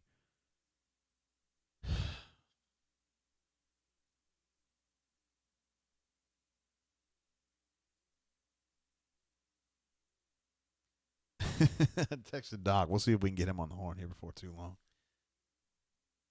Let's see. David the Wizard.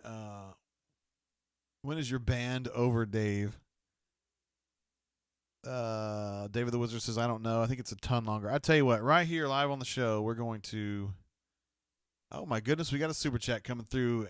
Michael Phillips, birthday boy, comes through with a $14.99. Well, I don't really get into that. Super chat says it will cover a 6-pack of the blood orange for you and the administrative assistant. Best thing ever to come out of Coleman. Thank you very much, sir. The blood orange is delicious. My wife likes it more than I do. But, hey, I mean, that's good for me too, right?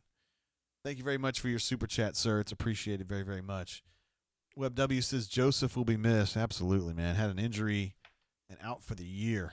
And I don't know what's going to happen now. I mean, it's just weird.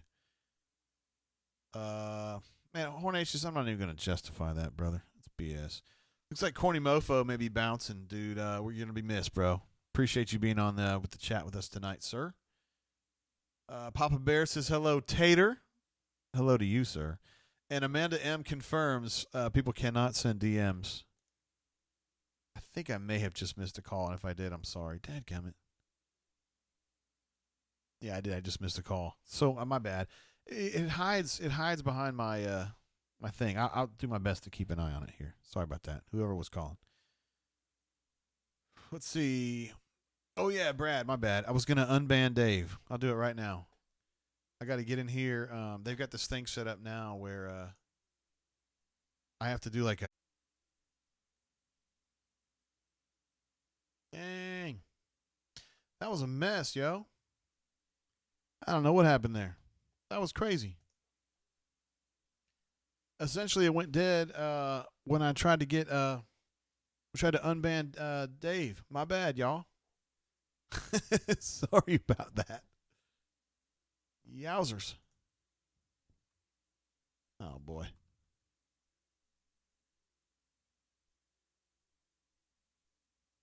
Sorry about that. Hold on. I'm letting people know in the chat what's going on.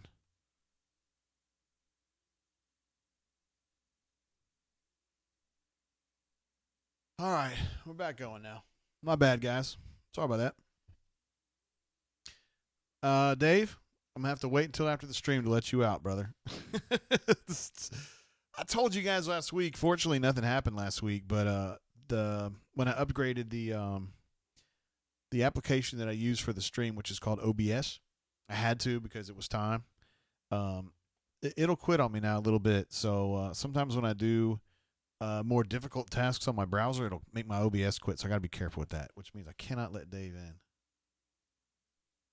Looks like Doc Dumpster is in the house, too. Doc Dumpster is in the bullpen, so to speak. Sorry again for disappearing there on you guys. Michael Phillips, appreciate you very much for your super chat earlier. Stu Pup also jumps in, one of our Hall of Famers. Says nothing clever to say, so here's some money. Thank you, Stu Pup. It's appreciated, sir. And then Hornatius says obligatory at Jimpty $1,000 super chat. Do a drink. Oh, I mean, hell, if you ask me to. I mean, geez. I feel like I got to. Drinking that old soul because I cashed out the Statesman earlier. Thanks, J-Dub. Appreciate you, brother. Me and my man J-Dub put a hurting on that bottle last night. And he said, hey, man, take it to the show and finish it off on the show. So I did. Say goodbye to our old Forester Statesman. He gone. And again, I'm sorry that I killed the chat there. Or not the chat, but I killed the show for a minute. This for you, Hornatius. Drinking that old soul, baby. We got a super chat coming through from Call Me Biscuit, one of our Hall of Famers. What up, Biscuit? Says happy birthday to Ruxy Poo. Thanks for the call with Papa Bear. I guess it was a couple weeks ago. Many thanks to AU Taxman on Bourbon Assistance. AU Taxman knows his stuff now. Checking in and checking out. Family time by the fire pit. Love you, Bunker. Biscuit, you know we love you, brother. Thank you for jumping in and dropping a little super chat love, yo. Absolutely. All right, so we want to go ahead and pick up Mr. Doctor, the good doctor. Oh wait, hold on. I remember doctor's number. Hold on. Can I just type in DOC here? No, I can't. Here we go.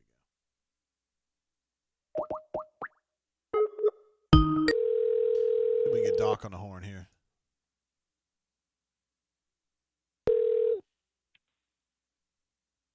Hello? Who this? Sugar sticks and dog dicks, baby. What's going on? What's up, Doc? How you been, brother? Dog, I have been completely. I've been trying to listen to. I've got I think, what's his name? Figgy Poo would probably agree. He's seen my phone. I've got like an Apple II negative B. I can't keep up with everything, but did we start out the show? And correct me if I'm wrong. Did we start out the show with freaking Power Man, Jay Head, and then Ruxy Poo? I believe that was. I mean, that's a strong threesome right there, huh? I mean, dude, that is literally. We've talked about shows in the past. Everything's getting better. That's incredible. I mean, if Ruxy Poo's the third caller, dude, it's Hall of Fame City. Yeah, well, now we've got you on the horn too. I mean, you are yourself a total badass. Well, I'm just telling you, I'm an old guy wearing jean shorts and Crocs right now, but I do love, like, listening to Jay Head was great.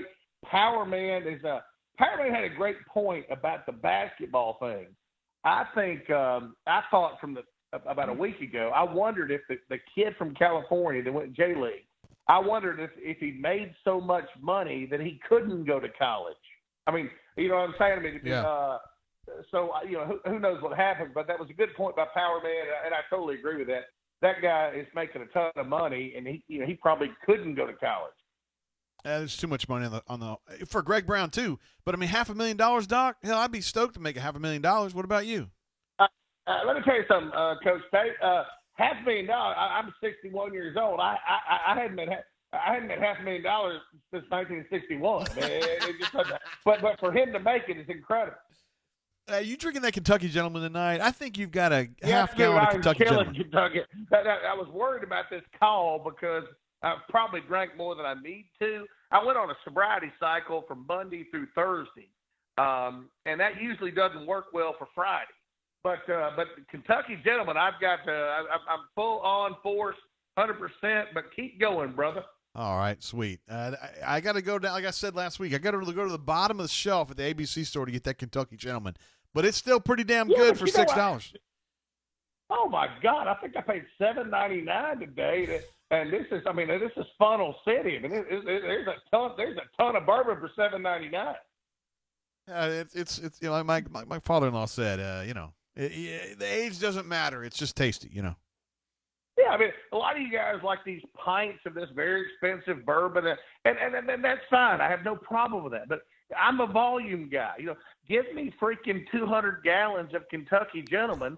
Get me where I need to be, and then let's live life. You know what I'm saying? Mm-hmm. How was your week, Doc? Did you stay safe and otherwise have a productive week?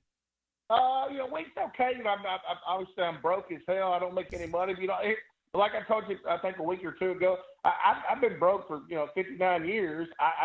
This doesn't bother me. I just got to keep being broke and keep living. Yeah. But I think the bunker has been outstanding. It's been really good to see the post from, obviously it's politically gotten a little different, but it's still a really good. It's really good. It's a really good page. Yeah, I know you're not a real political guy. I'm not either, and it's just tough to have to. For me, I got to kind of get involved in some of it and just quell it. You don't have to do that as much, but it's just weird for two guys, me and you. I'm just not real political minded, and it's just weird that everybody gets so damn up in arms about it, and it takes away from the family atmosphere, Doc. We're all family. Well, I tell you what, I try to do this. I try to tell Art Thomas and Stump and these guys that we're all family. And oh God, dude, how about me hitting you with a family alert today? You jumped on Power Man. I did. I was getting on Power Man's ass. Yeah. And I've just got to keep. Hey, listen, we love each other. I have no idea about the other side or what the right side of politics are, what the left side is. But I just, we need to appreciate our family. That's what we got to do. I appreciate that. You and Ruxpin both do a great job of just kind of promoting that family feel and reminding everybody, hey, same team. You know what I mean? Oh, yeah. We're all on the same team. I mean, like I said, we're all I will say this. I've watched a ton of football. I've watched every single game from last year probably 20 times over this quarantine. Yeah. And I tell you this, Coach Tate, I hope our offense gets better. I'm so concerned about our offense, it just drives me crazy.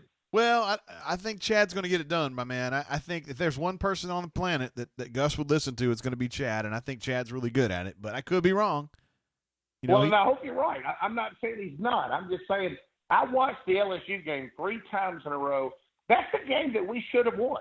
I mean, listen, the Gainesville game, they beat us. Okay, no problem. Okay, the LSU game, they won the national championship. If nothing against Bo Nix, but if we had a quarterback, we had an offensive system, we win that game. Yeah, that's just my opinion. Our defense was not great that game. I think they had probably 600 yards of defense of offense, but they didn't get in the end zone. That was a game that we could have. That's a winnable game, definitely. Well, you know how it is. You win some and you lose some and you lose a few more. That's kind of how it's been. Absolutely. Now, JDK, how's Maddie and the whole crew doing? Well, she's down, Doc. I'm not gonna lie about it, brother. We keep getting these alerts on our phone where she's supposed to. We keep getting these alerts. We do like a family app on our phone where we tell each other when we've got an appointment. Whether we're going to the doctor. Right. And these soccer ones that we put in at the beginning of the season, these soccer alerts keep coming through. When my daughter's supposed to be a senior out there playing for her last year. Yeah. games keep coming onto our. Does she love soccer? She does, and it's just absolutely a gut punch every time these things come up. No. Well, I'll tell you this, Coach. I hate to hear that because if she loves soccer, I think I told you last week. My problem is I kind of like this virus because I don't have to see my nephew, who's absolutely terrible in soccer, play. You're the opposite. You want to see Maddie play. Yeah, I do. Now, but your wife, isn't her business reopening, or what's kind of going on there? No, it hasn't yet, and it's not really on track to right now. But I mean, it will reopen. It's just a matter of when, and until then, she's on unemployment. So it's kind of we're being a little more frugal. We're eating more ramen than we normally do. You know what I'm saying? Now, tell me this, Coach State. What is your wife like compared to your personality? You're kind of an open guy. You kind of talk to a bunch of people. What's her personality? She's very quiet and reserved. She's a happy person. She's always the same person every single day. She's optimistic. She's very sweet, and she's not skeptical and cynical like I am. She's a very sweet girl. So she is not controversial. Oh, not at all. Very little. She does cuss a lot, but she's a nice person. Yeah. Hey, well, so she's a little bit different than you, but obviously she has a big job. Yeah, hell yeah. I mean, she's got 22 employees and about 175 kids in that center normally. And my God. It's tough for her right now, man. Okay, well, listen. Well, tell her that definitely Doc Dumpster is praying for that to open up healthy, and is everything else okay? Hell yeah, of course. I mean, I'm here doing this show, and you guys are on the bunker, and, man, it gives us all purpose. Me, B-Matt, Jay Lee, and Nate, just a purpose to be able to go out there, and even though there's not a lot of sports going on, obviously, we can still, Well, I will say, like I told you, I think the bunker has been fantastic. Now it's different because it's got a little political vibe. Sure it does. But it's very interesting. I don't know that I'm not right all the time, but I've got a list of the people that may not be right all the time or may have different points of view. It's good stuff. One thing I wanted to run by you, Doc, somebody that's big on family. Dave the Wizard spent some time on the show and on the bunker kind of shitting. Yeah, he gave some trouble to a wireless dam engineer and really gave him a hard time. Seems like he's kind of backing away from some of those comments now through Ruxby. Your thoughts on this little beef between wireless dam engineer and David the Wizard? Well, now, here's the problem with Doc Dumpster's thoughts, okay? Doc Dumpster is 61 years old and has literally at 30 years old, I had early season dementia. Okay, I don't know anybody on the bunker. I cannot remember anything that goes on. So Wizzy Poo came on the bunker and I thought he was freaking fantastic. I just don't know the beef that he has because I'm just not my memory's so bad. So, but I do like Wizzy Poo and I do like the other guy. So. I think we'll be fine. I just think it's a thing we got to get through. Yeah, we just got to work through it, right? Oh yeah, I mean, but listen, but this whole thing, I mean, with Papa Bear, you had Smitty on, you got Jay Head is a maniac, Power Man is incredible. There's so many great people that add to this bunker, and so hopefully we'll just continue to do that. Yeah. Anything sports wise? Anything sports wise we need to talk about, Doctor? Well, I'll tell you one thing I do want to mention is that I lived in Boston, outside of Boston for a while, and my buddy called me a couple of weeks ago and he said that they literally are hearing they're huge Patriot fans that Stidham is the guy that they are loving Stidham. Now I have no idea if this is true, but the guy that I'm hearing this from is a guy that goes to every single Patriots game, for like 10 years, and so. That is interesting to me that Stidham he's their guy. I don't know that at all, but that's what he's saying. Is Stiddy Poo going to be the number one quarterback for the New England Patriots this year? Is what you're telling me. That's what a couple of my buddies are saying that are in Boston. Now, obviously, New England, they could totally change the draft and, draft somebody who knows. But they like Stiddy Poo. They like him for some reason. Are you surprised by this? Because I am. I'm a little surprised, but here's the deal about Stiddy Poo. His arm talent is probably the best that Auburn has ever. We've never seen arm talent like Stiddy Poo. Okay, but we've also. I was comparing. Somebody said about Bo Nix. Okay, Nix plays against Clemson. Stidham plays against Clemson. Stidham has 10 sacks.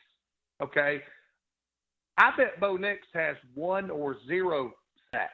Okay, but I bet Stidham completes more passes against somebody like Florida than the Knicks. So it's just an interesting deal. Who knows what happens? But for my buddy to say that the people in New England like Stidham, that was interesting to me. I think he's got a chance to get that number one job. I don't know if he's going to get it, but he's got a chance. It's incredible. We had a couple people in the chat wanted me to ask you. Alpha Tiger 08 wanted to know if you thought Gus was a swoogan. Yay or nay? Here's my thing about Gus. I think two things. One thing I think that's great about this recession, whatever we're in, is that every time you go in the bunker, you don't hear 8 billion people say, I hate Gus. Because that's the problem with the bunker. Everybody says, I hate. I don't love or hate Gus, but he, like I told you last week, he won 9 games against a really, really good schedule. So it's really tough. I hate his offense. I think it's terrible. But I think it's tough to bitch about what he did last year because he won. You know what I'm saying? He beat Alabama with some smart shit at the end too, right? Oh, dude, yeah, man. I'm just saying Auburn plays about as tough a schedule as you can play. Okay, not everybody plays Georgia and Tuscaloosa. Okay, we do, and Gus has to deal with that. So I don't think Gus is a great coach. I cannot stand his offense. But he's won a lot of games against good teams. Yeah. So we have to take that. We got to take that into consideration. Yeah. Alpha Tiger thinks Gus is a swoogan. So, for what it's worth. Well, listen. 70% of the bunker hates Gus, and I am not saying at all that I love Gus. All I'm saying is, here's the deal: all these guys that say who you gonna get, okay? And I'm just saying, let's just say Auburn could hire Charlie Strong or somebody like that tomorrow. Well, they may go 5-7. Who knows? I mean, we don't know. You know how it is. You've been in this business a long time. Yeah.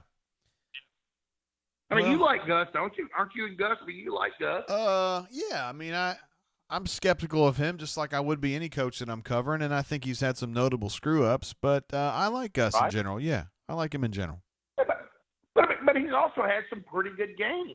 I mean, it's Sure. So who knows? I'm not a Gus maniac, but I think he knows what he's doing. I think he recruits. I think he's a wholesome guy. So we'll just see what happens. Yeah. Doc, it's so awesome to have you on the show and have you on the bunker. I am personally grateful that you are with us, and I think it's awesome. Well, I am personally grateful that J.G. Tate has the brain drain, and we do need to probably talk about this in the future. We've got to promote this a little better than we did this week, but that's okay. We're okay. We'll work on that one step at a time, and just remember we're family, okay? Hey, J.G. Tate, tell Maddie and Mama, hey, have a great night. Stay safe. We love you guys. All right, Doc. See you, brother. There he is, ladies and gentlemen. Doc Dumpster, one of the all-time greats, truly. First ballot Hall of Famer. Absolute beast. And as he mentioned, we've had an incredible array of callers today already with the Power Man, with Ruxy Poo, Jay Head. My goodness. Now, Mr. Dumpster. I'd also like to have Dave the Wizard on again to see if the message that he had sent, Ruxy Poo, was legit, if he was saying things that he would like to say to the populace. We would certainly have a platform for him to do that right now. Ruxy Poo jumped through with a super chat while Mr. Doctor was on the horn. It says, Team Bo Nix, F the haters with a Z. Period. Get you some of that, guys. Thanks, Ruxy Poo. Appreciate you again for another super chat. You have always come through for us in that. You're always great on the bunker, on the chats, super chatter. It's just, it's all good for you, brother. David the Wizard has the balls to ask, is Doc the same person as Hootie? No, he's not. Doc met Hootie at a Diamond Rio concert years and years ago, and they're buddies. That's all there is to it. I feel like there's some other stuff that I missed. David B is in the house. Glad to have you with us. Amanda M says Gatewood goes in and we beat LSU. It's an interesting idea. I thought Gatewood was undervalued and underused. Still not sure that he's going to be the superstar that some people think he will be at Kentucky. I mean, I'm pulling for him because I like Joey, but yeah, I don't know if he's we'll see what happens with him. Let's leave it at that. Because I don't want anybody to even possibly say, hey, JG was pulling against Joey. Joey's one of my favorites. And I really, really, really wanted him to be great at Auburn. Didn't happen that way. And I don't know who's responsible. It's very easy to say, oh, it's Gus. I don't know.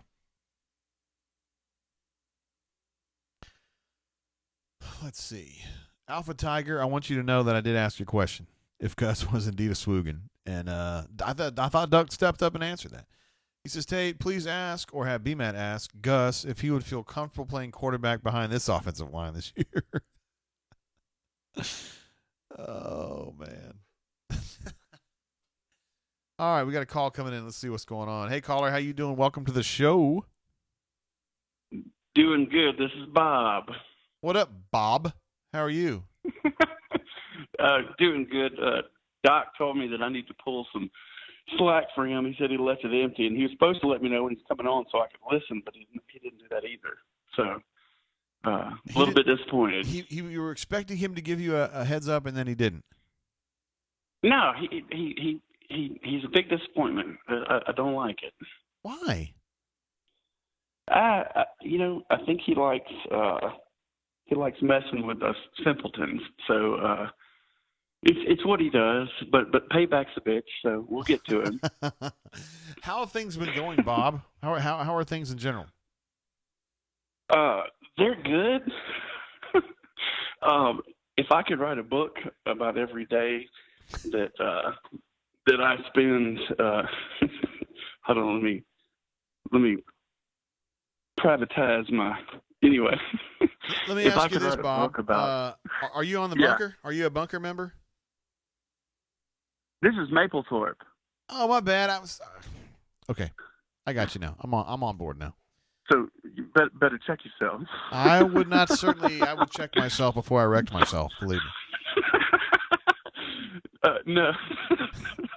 No, Doc told me the lines were open to call in, but I wanted to listen to him live. I've never listened to him live other than by phone. So he's awesome.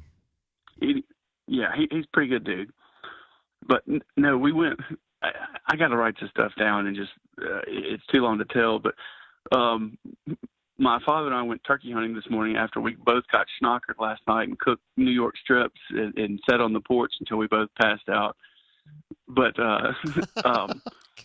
it was classic. Anybody that turkey hunts, it's a classic tale of turkey hunting. We had birds calling behind us, so we moved closer to them, and then they shut up, and the ones in front of us start gobbling, and we move back to them, which you're supposed to just sit where you are and look. But we're not patient. We're not a patient people in my family. So we basically chased our tails. And then he's like, "You want to go eat breakfast?" And I was like, "Screw it, let's make some omelets."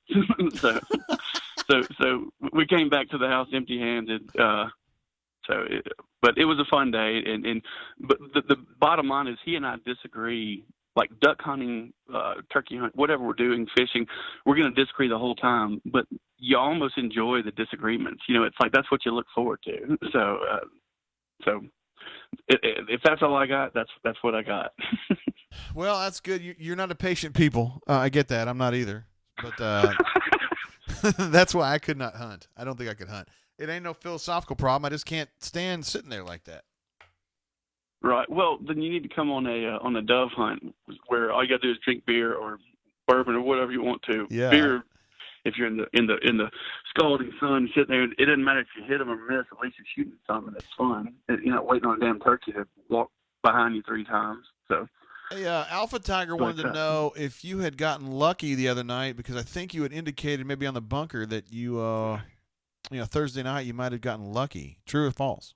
Well, it was my 10-year anniversary, so whether she felt it or not, I mean, you can't let those days pass by. They never come back again. So, who's going to pass up on bad sex? Not my wife for certain. So, I wouldn't think so. Oblige. But no, I did tell. I think it was AU engineer who I told him I gave my wife a concussion and a rug burn. I might have gone a little bit into the gray zone there. I don't think that quite happened. Yeah, I think it was about maybe. And no, I think neither of those happened. So yeah, I totally lied on that. So. Alpha Tiger, there you go, buddy. There's your answer, brother. There we go. What do since you wireless STEM engineer is a guy that you interact with somewhat frequently on the bunker. Your thoughts? About AU engineer? No, I'm talking about not AU GNC engineer. I'm talking about wireless STEM engineer 85. Do you when okay? Because he and Dave the Wizard are having a little bit of a beef, and I just want to know what side you were on there. Well, okay, I'm really on. I'm on neither side. I guess you say I'm pulling for both. I like them both. When I found a baby bird, I think it was 2 years ago, and this is ironic because this is somebody that travels all over the country to shoot birds, shoot ducks.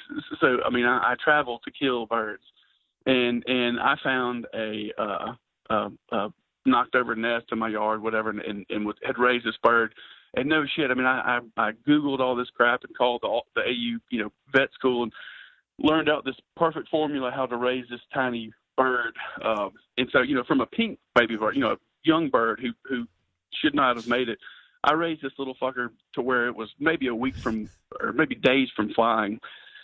And so I brought it down here to the farm, and maybe that was turkey season last year, I don't remember. But it probably, that's exactly when it was, because that's when the birds were hatching and fledging. So I'm sitting here, I go in town with some buddies to drink and eat and goof off, abandoning my bird duties. And I come back out, and this bird that was just, it probably wasn't more than 3-4 days from flying off. And the barn cat somehow had gotten the screen door open and killed my damn bird that I had spent 2 weeks feeding with a dropper. I mean, I'd crush cat food. I'd put whole milk with the cat food. I'd done all this shit, and I'd wake up at night and feed this little bird. But back to your story, I drew this out. But back to your question about wireless STEM engineer. He's the first one that taught me how to bunker, because when I talked about about this baby bird, wireless said, I hope your cat comes in there and eats kills your damn bird, and that struck a chord with me. And then I realized, oh shit, this is what the bunker's like. This is like, there's some assholes here, and you just gotta roll with it. Yeah. So I kind of went with it and kind of embellished my enthusiasm for the whole bird situation. So. And I think somebody not too long ago was saying, is the bunker just a bunch of characters? Is it all a bunch of lies? Everybody just embellishes everything. Well, it's kind of a bit of both. We can be truthful at times. Other times we just make up a big story. Yeah. Should it be boring if we didn't? Bassman's the one that said, it's a bit of both or something. So anyway, here's my thing. Wireless likes to really screw with people, and I think it's more of his character than him as a person. So that's why I say I'd give him a pass, because, but back and forth, I think he and I have learned to overlook some of our sarcasm and bullshit and get along. But I think that's mostly everybody. Eventually everybody finds a way to form a bond. So sorry for the long answer, but I think they're both good people, and I think they'll be fine. It's all just that's a bunker. Yeah, it's interesting that Bassman of all people will be the one to set you straight on that, because he is himself real at times and a character at times. So. Well, he and I are politically polar opposites, but it's so cool that, like, in the last months, more stuff he's posted about the virus and all this stuff, we've been more similar than before. So he and I have grown closer, on the interwebs of the bunker. So that's been pretty cool to see people like he and I are like polar opposites on politics, but on certain views lately are totally the same. So that's been pretty awesome. He is an interesting one because he definitely has some liberal ideas, but he's not like trying to be a dick about it, or the way that say EM8 or Stump Fan does a little bit of that too. Like he's cool about it. Yeah. He's pretty much a realist, and I appreciate that. Well, Bob, you're a total badass. I think you're a first ballot Hall of Famer in my opinion. And I don't even. It's been so long now. I don't even remember what your handle was before it was Bob Mapplethorpe. It was 3 Dude Seafood. When I got out of construction the first time, some of my friends were shutting down a seafood market, and I've cooked my whole life. I worked for a caterer in high school and college in Opelika, and absolutely loved it. And I didn't know what I was going to do. This before I went back to school and finished my degree at the age of 35. So I took over their seafood market for 2 years and had a blast. But I worked 7 days a week and drank about a case of beer a day. so I realized that wasn't a good forecast for what was to come. So I had to change routes. But no, it was 3 Dude Seafood, and then went to Bob Mapplethorpe due to my cousin and I having one of our favorite movies. Bottle Rocket, right?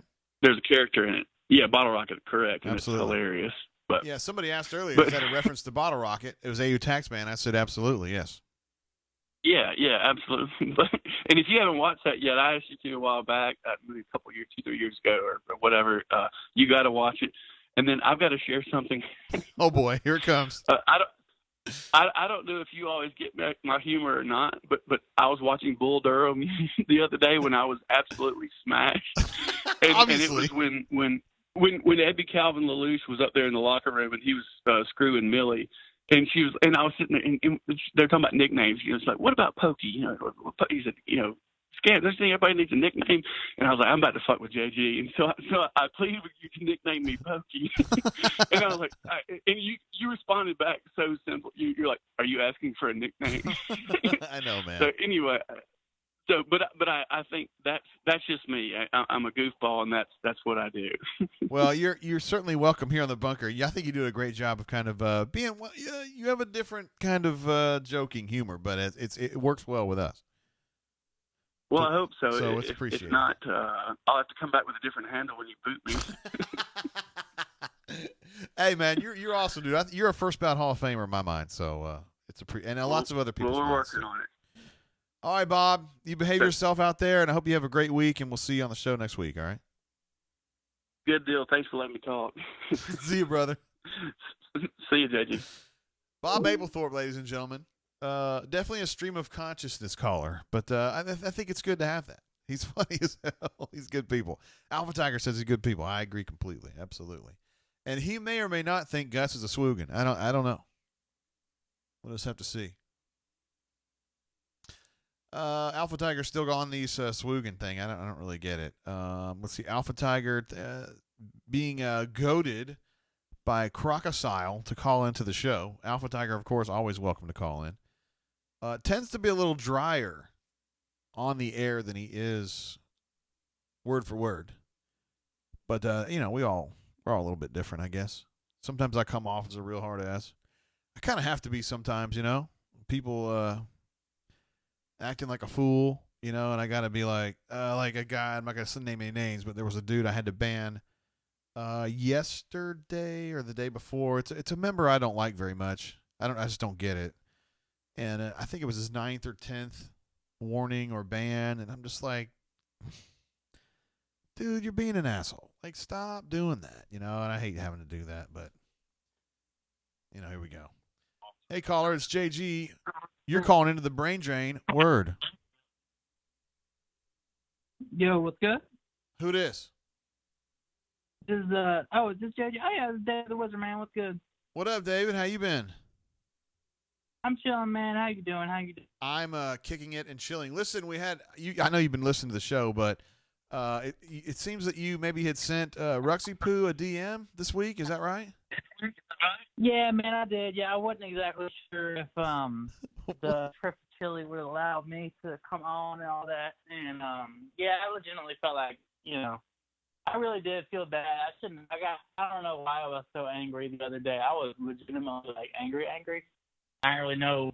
I definitely, I shouldn't have took it as far as I did, and I was just going, I don't know what the deal with that was. So I figured, my man would probably go on, and I was like, man, if you could pass this along for me, that'd be dope. Yeah, I mean, I definitely shouldn't have said that. And like I mentioned, I'm definitely trying to squash the beef with that dude.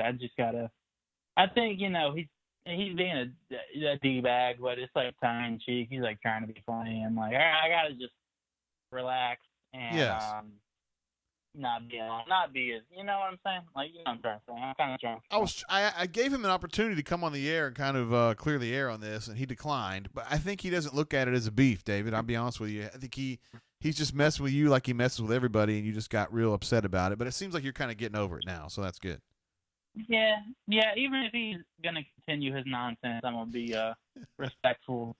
I'm gonna be respectful. You know what I'm saying? But why do you go to Ruxy Poo for intervention? I mean, why him? Because I figured he'd be coming on, and I was like, he's the man. I figured he would do me the.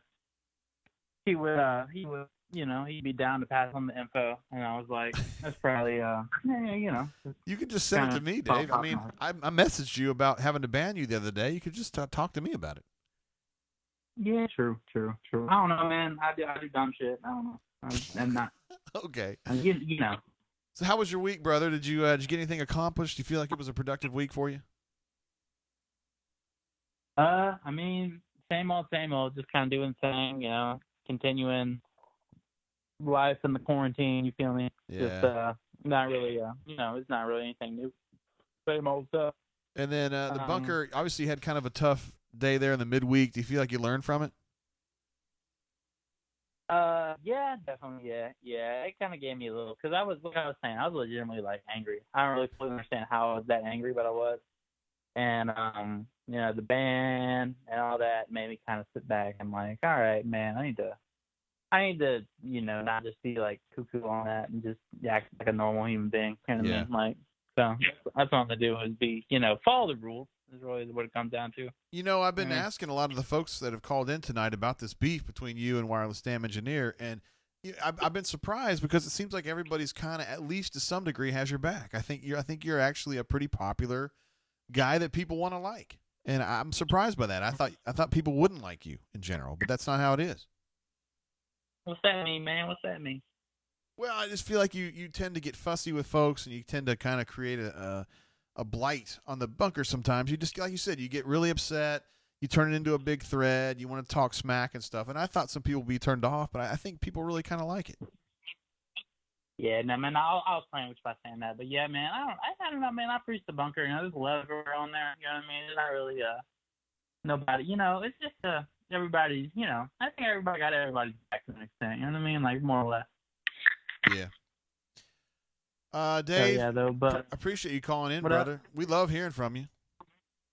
Yeah, man, appreciate it. I hope we can get you on the show every single week, man, because I think you're a good addition. Yeah, I'm down, dude, for sure. I still, it's okay if not today to do it, but if I can at some point still talk about, I remember I mentioned that I remember last week when I was on, I had mentioned the like analytics and stuff like that, and asking about that. Yeah, go ahead. Yeah, I definitely want to talk about that. Yeah, because I saw a couple people, and I noticed a lot of people are very resistant to that in football and stuff, and that just comes down to people not fully understanding exactly how that stuff works. Because, like, for instance, have you ever seen that movie Moneyball?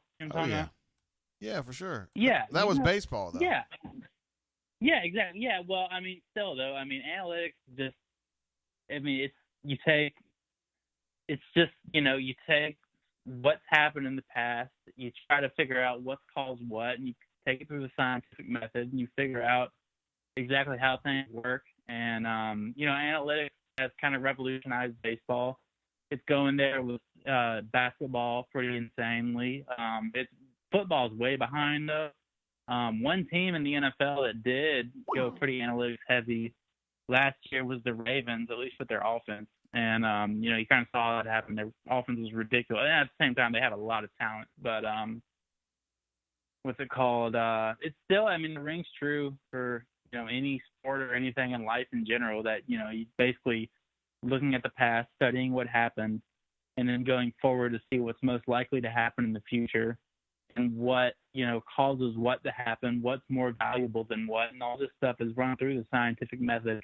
And it's just silly to act like, because whatever reason, like, I remember there's a line in that movie talking about, like, how, like, the concept of, like, the way people think about baseball at that time was, like, medieval, and, like, how it's, like, people that, go against the cliche of thinking are they're just not trying to hear it. They're like, no, it's not, no. And, that's very similar to football, with the analytic studies, especially because of old adages of football, how much of it is contradictory to like the cliche stuff that everybody's talking about, you know. Because how much the game has changed. Like, it goes so far back to so much, you know, when football started as a sport, the forward pass wasn't even a thing. You know, that didn't come along for a while. And obviously, in that case, all you can do is run the ball. Controlling the line of scrimmage and running the ball are obviously the most important things to being a successful team. And, you know, stopping the run the ball is obviously what it would take to, you know, that's what your main focus should be. And as much as the game has changed, because it's like, if you think about it, how does a coach come up with their philosophy to be a coach? Like, how do they come up with it? It's going to start with, you know, how their coach that when they came through and played, coached them. Yeah. And then when they became an assistant coach, what their coach continued to teach them and instill in them. And then they became a head coach. And then the cycle just continues. You know what I mean? Like, because then they're going to have players and assistant coaches, and they're going to teach the same stuff. And that's kind of where we're at. And still, is that coaches have just continued to teach this same adage that goes all the way back. I mean, if you think about it, like the cliche things that people say are how football works, how football, this, that, and the other, goes all the way back. Like, it hasn't updated with how the game is updated. It hasn't changed in the years and years and years. That there's just the dramatic difference in the way the game is played. It's almost a completely different game now. It's interesting, yeah. And and it's like, also, like I was saying, like these studies that there's one thing though that is separate from NFL to college to high school, is that they're pretty much a hefty majority of these studies have been done on the NFL. The biggest company that does analytic studies is Pro Football Focus, and there are other ones too, but they're by far the biggest one. They have only even been looking at college football seriously for like 5 years or 6 years now, I think. Not very long. And there are many, many factors that in college football or in the NFL, or especially high school football, that are different because, like, for instance, hey, Dave, I got some questions coming through from folks in the chat. Would you be interested in answering a couple of those? Yeah, absolutely. Yeah. Somebody wanted to know if you had seen a naked girl since the quarantine started up. Oh, of course, man. Yeah, I got Snapchat. What do you think? I think they meant in real life, but Snapchat would also work. Yeah. Well, actually, it's interesting. It's really interesting. When the quarantine first started, it actually, because most of the girls that I like get with and stuff come from like dating apps like Tinder and Bumble and all that. And when the quarantine first started, it actually ramped up hardcore, those sites. And also, it made it much easier to sleep with a chick because it was like, we're not, like, what do you want to do? Want to come over to my place and hang out because we can't go do anything else? You know what I mean? And so I was, just getting way more matches on these websites. And also, like, we can't, like, go on a date and then see, like, oh, maybe on the third date. Well, but it's like, no, well, we got to come over.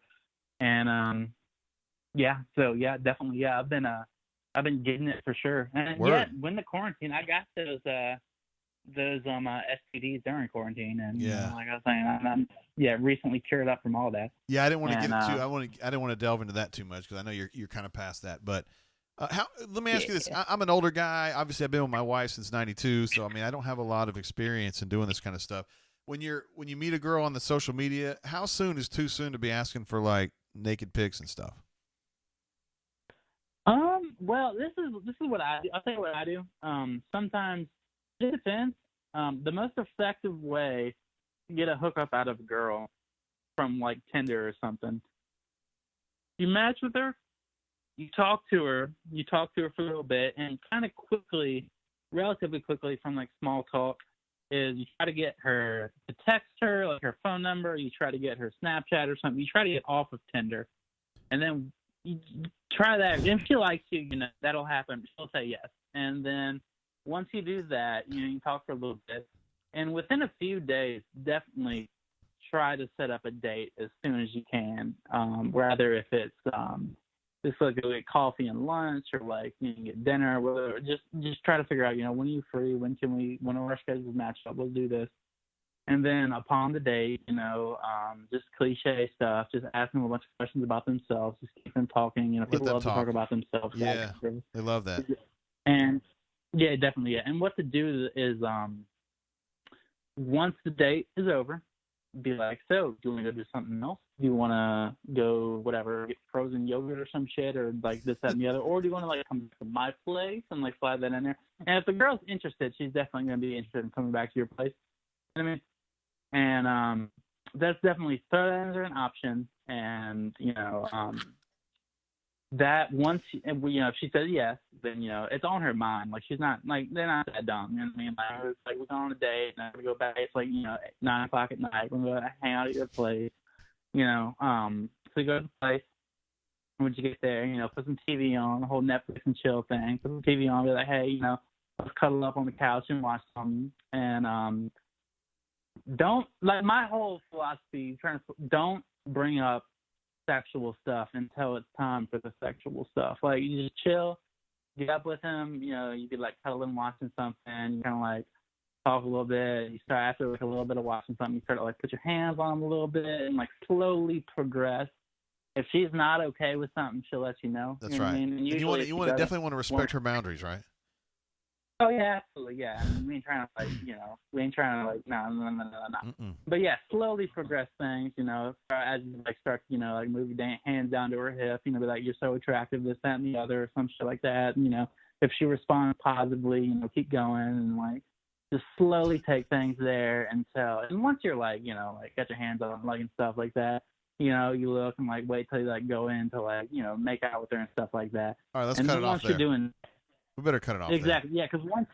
Yeah. Okay. Fair enough. Yeah. Fair enough. I'm trying. Yeah. But once you're at that point, you got it. You know what I mean? You can figure it out from there. Yeah, you can figure it out from there.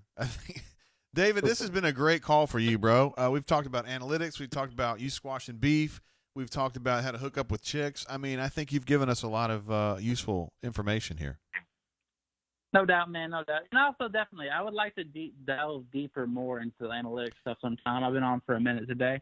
Yeah. So I understand that. But definitely, another time, I would like to come in and talk more about the analytics stuff. But I do appreciate it, man. It has been good, like you're saying. And hell yeah, dude. All right, man. Appreciate you, Dave. Yeah, man. You too. Hell yeah. See you, bud. That's Dave the Wizard, ladies and gentlemen. One of the good ones. Yeah, the analytics thing got a little long, but I just tried to bend that, Dave, appreciate that. I did get a text from a female listener who probably doesn't want to be named. I don't want to add her. And she says, very clearly and cleanly, Dave does not get laid. That is a woman's perspective. Also, I got a call coming in from 205, but I'm going to have to hold that one for just a second. One of our trusted members on the site, yeah, I'll probably give you credit for this one. No, one of our trusted members of the site said, you cut David the Wizard off before he revealed where he stores the bodies.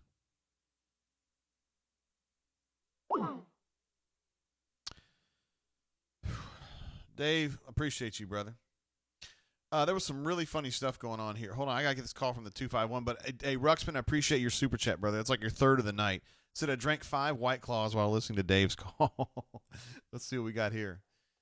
Hey, caller, how you doing? Welcome to the show. What up, JG?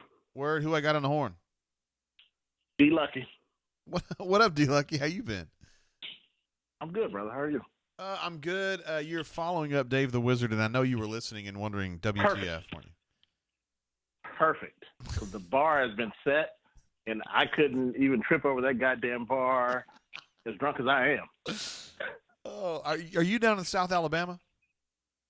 I am in North Alabama, but I'm originally from South Alabama. Oh, word. Okay. Yeah, you got a 251 number. Yeah. Originally from Mobile, but I'm up here in Huntsville, or Madison more specifically. My daughter's going to college in Mobile. Is that a good college town, you think? Can it be? It is. I'm actually a semi-proud graduate of the University of South Alabama myself. I have my MBA from South. So. Oh, sweet. Okay. And did you have good experiences there? I really did. I caught it on the front end before they started changing everything. It's a completely different place, but it was a great experience for me. I went to Spring Hill for my undergrad, but my fraternity was based at South. Yeah, my fraternity was based at South, so I spent plenty of time on South's campus. I enjoyed it. I enjoyed my time out there, so I think she will too. What I think you said something about Dave's appearance when he was talking on the phone. Were you getting a little surprised? Were you a little surprised? He talks about the analytics thing, and part of analytics is being self-aware, man. Yeah. Part of the analytics is understanding what you do well and what you don't do well. Yeah. Dave does not get to the damn point.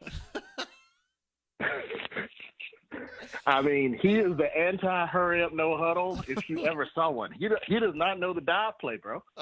Just hand the ball off, get the play over, run another one. Did you have a chance? Tell a story. Did you have a chance to listen to his dating tips though? He had some good stuff in there, I think. I did. I gotta admit, I'm 25 years out of the game, but if my son wants to listen to what Dave said, I'm gonna tell him this is exactly the opposite of what you do, bro.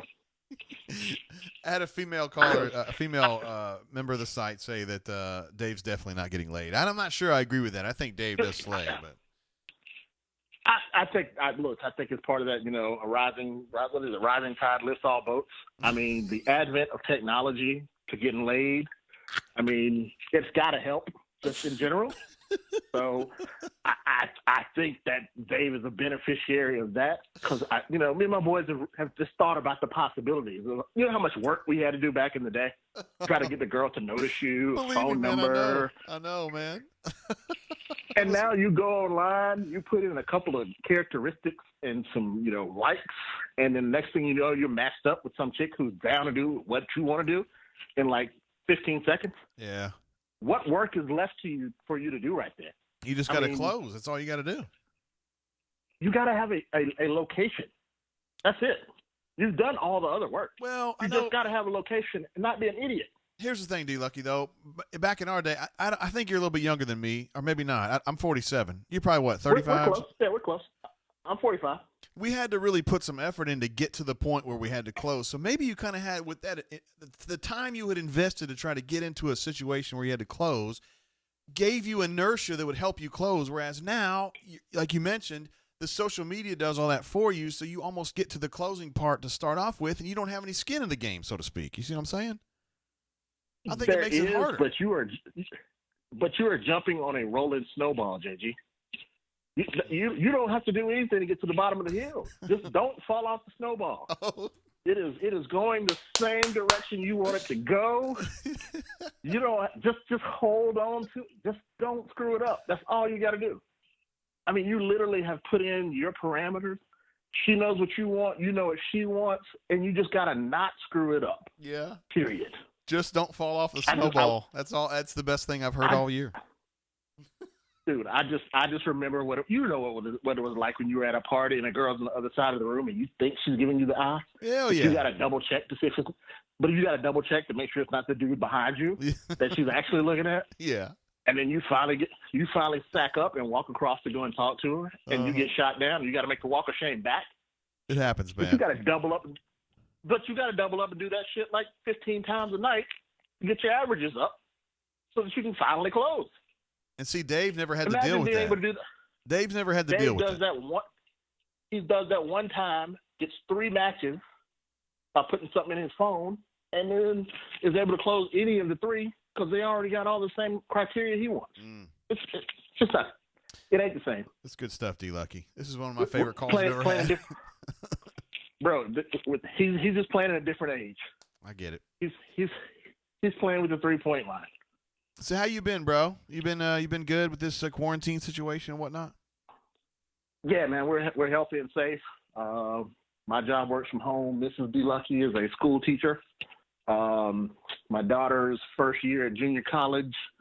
She was enjoying it, but she is now, home and doing that kind of stuff. So everybody's good here. All right, that's good. Everybody's good here. Anything else you want to add to this? Any life lessons, life tips? I mean, I feel like you've already given these kids a bunch of good information, but if you got anything else, I'm here for you. Well, A pro tip I learned today with my mask: if at all costs, avoid burping into your mask. Ooh, because you gotta have to live in that, right? Bro, you had no idea. But hey, Corona taught us all little things here and there that we can take throughout life. Don't burp in your mask is what I learned today. This and don't fall off the snowball. That one I knew. That one I knew. Like I have a boy and a girl, but I just got to tell you, man, I'm excited for my son. Like Brent Musburger what do you say about putting your boy in the backyard with a football? Yeah. I'm excited to get my son a Bumble account when he turns 16. Just watch it happen, huh? Just root for my boy. Yeah, I wish I had a son. All I got's a daughter, so I'm always on defense. You know what I mean? I understand completely. I have one of those too. Yeah. I'm a hypocrite. I own it. I own it 100%. Hey, my daughter's first boyfriend, I told him anything you do to her, I do to you. That was my rule. Ooh, nice. Nice. I don't know if That's it worked effective. or not. I like that. But I felt like I set the tone there, you know. That's pretty effective. I like that. Yeah. All right, what else we got on the docket here, D. Lucky? Nothing for me. I'm gonna go ahead and exit because I don't want to belabor and linger on this phone and have a David the Wizard moment myself. So I'm gonna eject early. I need you to call. Hey, we'll do the show next week, and I need you to call in on that one too. All right. I got you, bro. I ain't got nothing else to do but drink and talk to y'all. Hey, you be safe up there in Madison, bro. All right, appreciate it, man. See you, man. Man, out of nowhere, D. Lucky comes through, and for me at least anyway, that was a great call. Yeah, absolutely unbelievable. And I hope he calls back next week. That's awesome. I saw that he was involved in when David the Wizard was going on a little bit about analytics. Just went a little bit long, Dave. No big deal. He was just like, yo, WTF. Anyway, Dave the Wizard says, why y'all hating? I don't know if they were hating. You just got a little bit long-winded on the analytics thing. That's no big deal. Leif B jumps through with a super chat, says, big ups to JG. It's so boring. Y'all got two Ole Miss peeps in here. I know you and Avery F are in the chat tonight watching the show, and we love to have you guys. You know, I love our friends over from Rebel Groves, and Leif took care of me and got me a copy of the paper the other day, which is super, super awesome. Hey, caller, welcome to the show. How you doing? Hey, what's up, JG? Word, who I got on the horn? Oh, this is War Eagle 0008. Hey, what up, man? Appreciate the super chat earlier, bro. Dude, thanks for doing the show. You have no idea how much you're keeping me entertained out here, man. It's getting rough. Dude, we had some great callers tonight. Yeah, D. Lucky just came through, and he had me in tears, dude. Man, he was great, man. I was trying to time it. There's a little lag between me talking to you and you on the YouTube here, so I was hoping I was going to be able to get on, but it worked. He was great. Had some truly life defining some messages that were just great. You know what I mean? So just don't fall off the snowball, man. That's all it takes, man. Apparently, it's really important. Anyway, so it's weird that I've been an Auburn guy my whole life, and later and later I've gotten, and I think a lot of it has to do with just lack of energy. But man, it's hard for me to read the football stuff right now, and I'm all in on the basketball stuff. Just like follow it, refreshing the pages. It's really entertaining. I want to get your thoughts on what it would be like, and could you have ever imagined? Bruce Pearl currently makes roughly $4 million a year, above 3.5, less than 4, somewhere in there. Right.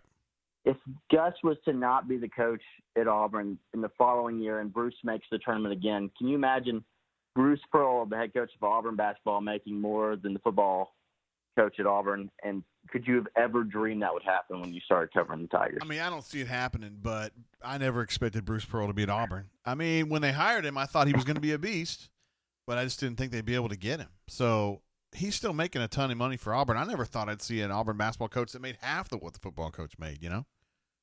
Absolutely. But he's earning every damn penny of that. BP is. No doubt. Thoughts on hoops next year signing class? I missed Jay Head. I started a thread yesterday hoping that we could get a little more heads up on the drain. And I know things are fluid during this time, but Yeah. it's kind of, I really look forward to it. I'm not speaking on anybody else's behalf, but man, I love it and love being a part of it, and would love just a little more. Hey, we're going to be at 7 and on Saturday. Yeah, you know you're right. You're right. I need to do that. Doc was kind of getting on my ass about it a little bit, and Canoe Man as well. And I think those are legitimate complaints. So I will do a better job of that, communicating it. That complaint is the wrong word. I love what you're doing. I just a suggestion because I want to be a part. You know. Sure. What I'm saying? Jay Head. First of all, there were some folks when I had him on earlier, when he called in, I should say, that didn't know who he is.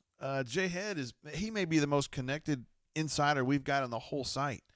And he's a basketball guy, so I mean he's so good at Yeah, this. no doubt. I mean, like you look at basketball threads, and you get 10 posts in, and it starts to become an argument, and then you're just like, all right, did Jay Head say anything? Because if not, I don't have time for the rest of somebody. You know what I'm saying? Like it gets that way. It's the Jay Head litmus test. Yeah. Yeah, did Jay Head respond in this thread? Because if not, I just don't have time. So you didn't get the chance to hear his call tonight, right? No, and I super chatted about the recap because I wanted to see what he said, but I missed it. I'm sure I'll listen to a podcast version of this, but I missed him. Yeah, I gave you pretty much the full recount. I mean, he was just talking about the G League, and he thinks it's going to be an issue for a while now for the top, let's say 8 to 12 kids, which Jalen was one of them, and Greg Brown's going to be one of them as well.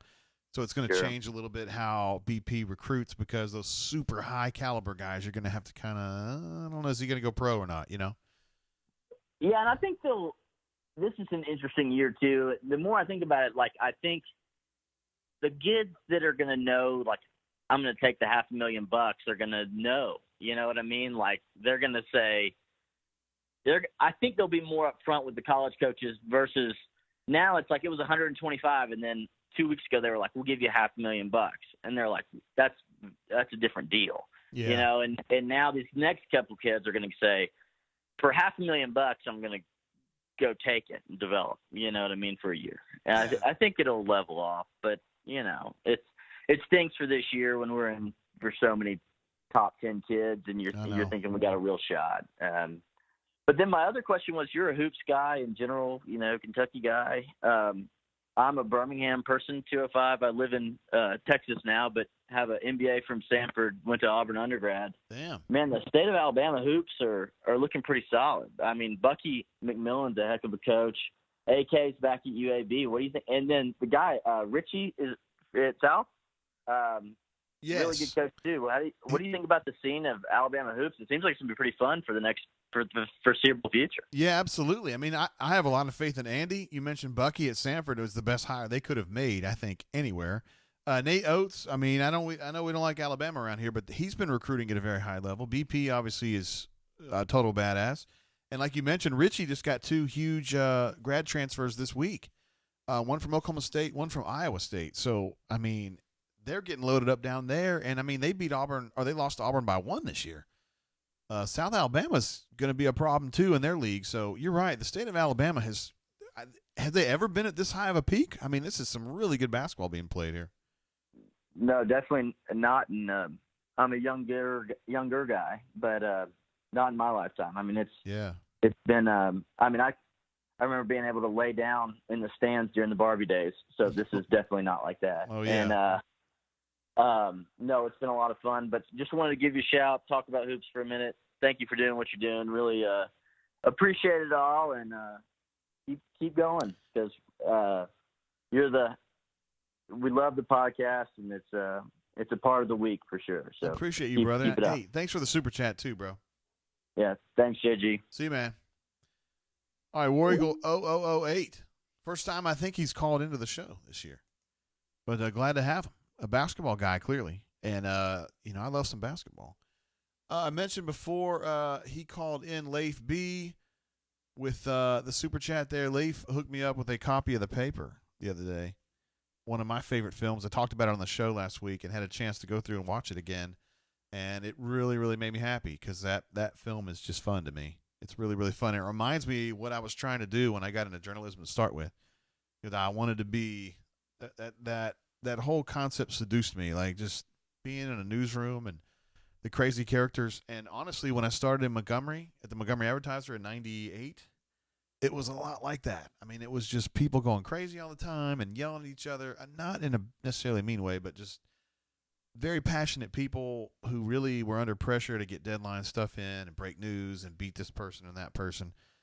I was so fortunate to be able to live that for a little while until the advertiser slowly got dismantled to where it really wasn't like that anymore. But I'm so glad that I had a chance to do that for like a good 4 or 5 years. I didn't appreciate it at the time because I wasn't making shit for money and I was broke and I was really stressed about it. And looking back on it, I feel like the newspaper could have paid us all a bunch more money and been fine, but whatever. Okay, I need to take a really quick break, like 45 seconds. So we're just going to pause here. I'm just going to put my headphones right here. I'll be back in like 45. Hold on.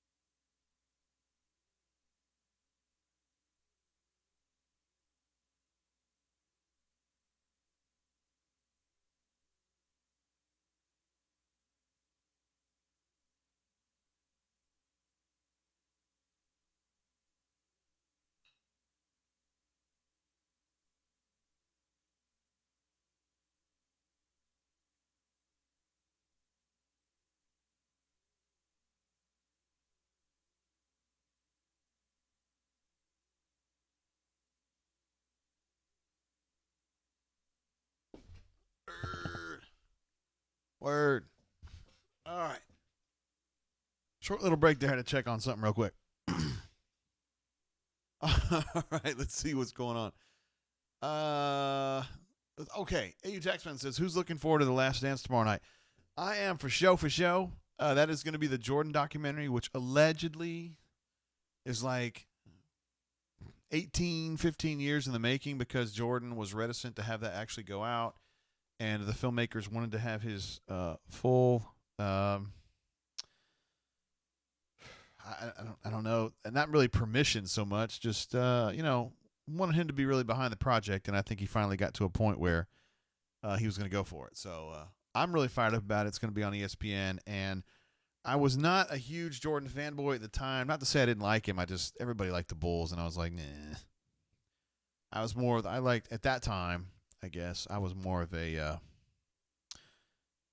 probably a Warriors fan just because I loved Timmy Hardaway and Chris Mullin and Drazen before he died. I was really fired up about that team.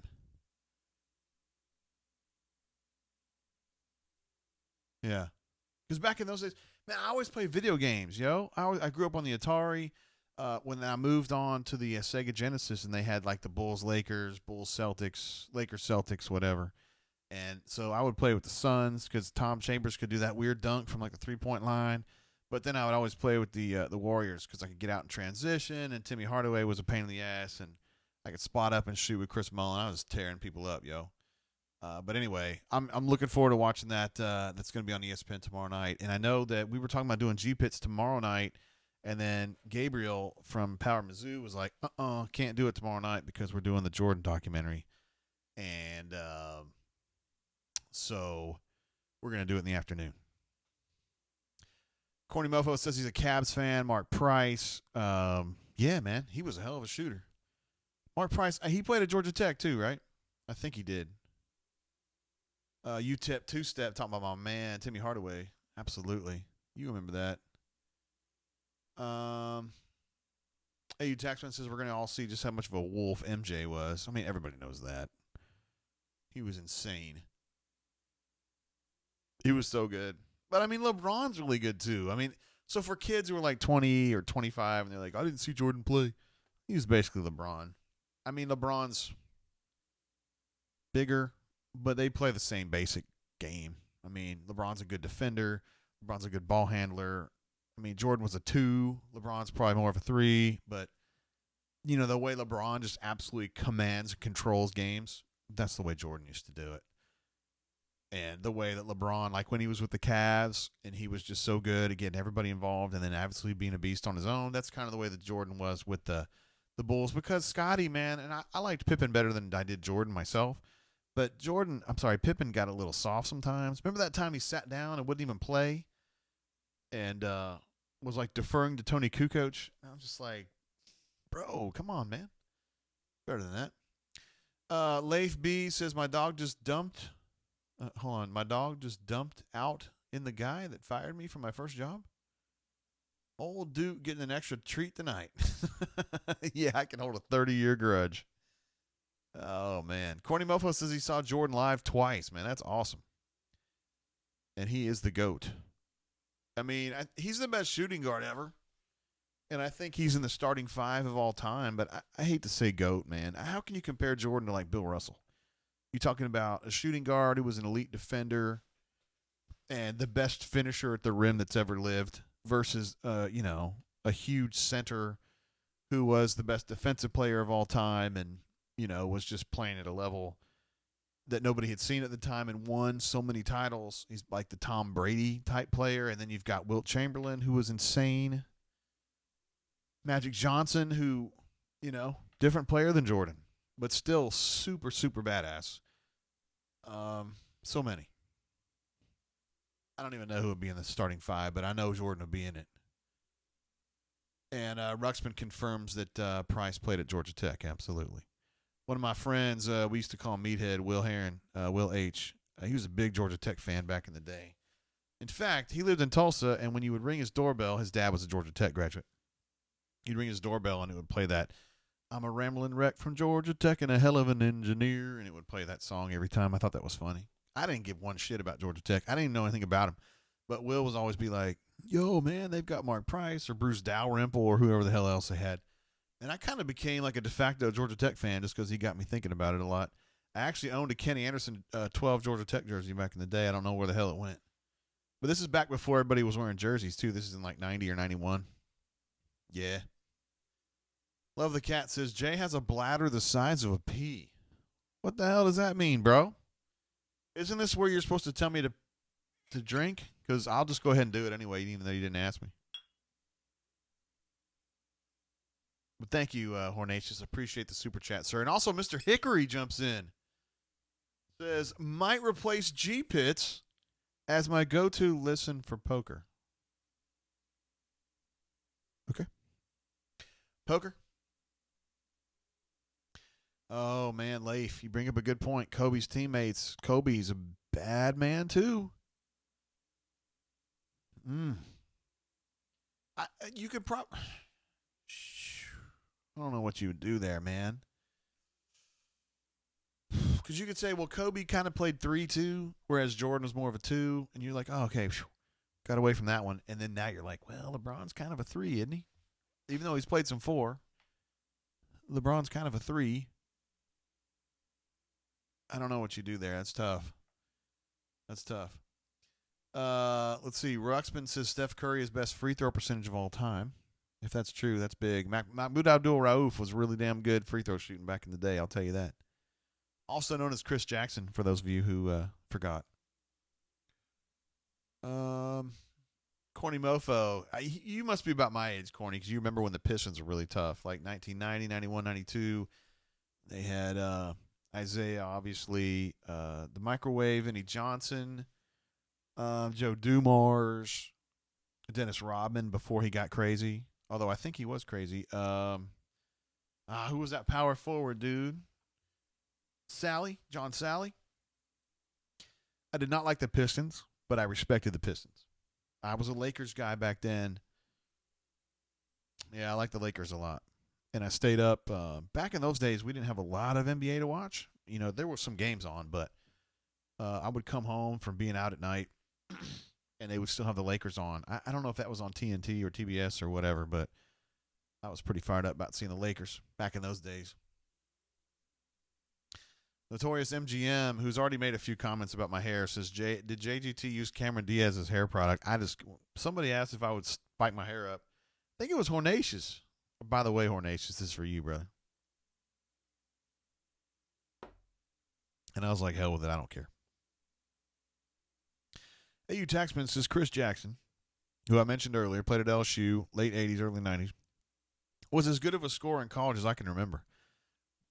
Yes, you're right. He was one of the really best players I've ever seen myself, because he played Kentucky a bunch back in those days. Later became Mahmoud Abdul-Rauf, played point guard for the Nuggets.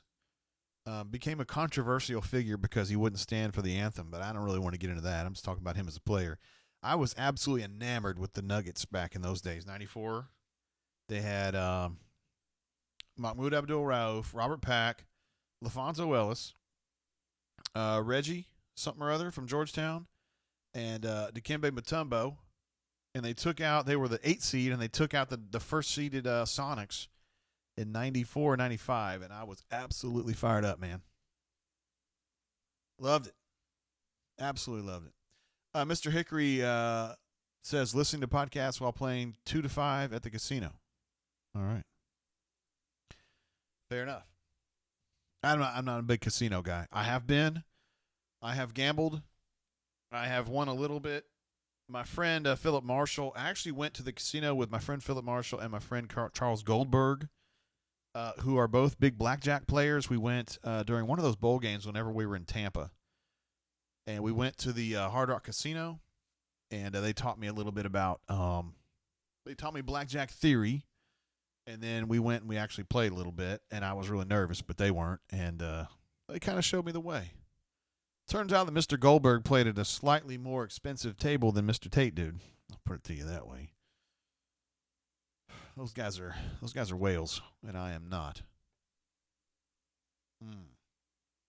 Let's see what else we got here. David the Wizard says he's smashed right now. I didn't know that. Canoe Man says I love the Missouri Belle. That's a Ozark reference. I would look to go there if I could watch Ruth get in a fight with Junior. I tend to like Ruth a lot. She's pretty damn funny. AU Taxman says Nick Van Exel on those Nuggets teams. I don't think so. Where was Nick Van Exel playing back then? He definitely would have been a pro by then. Watch me do this, and it's going to shut down the daggone OBS. It would really suck.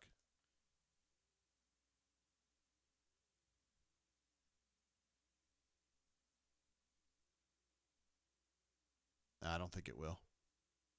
I'm really curious about this, though. Where was Nick Van Exel playing?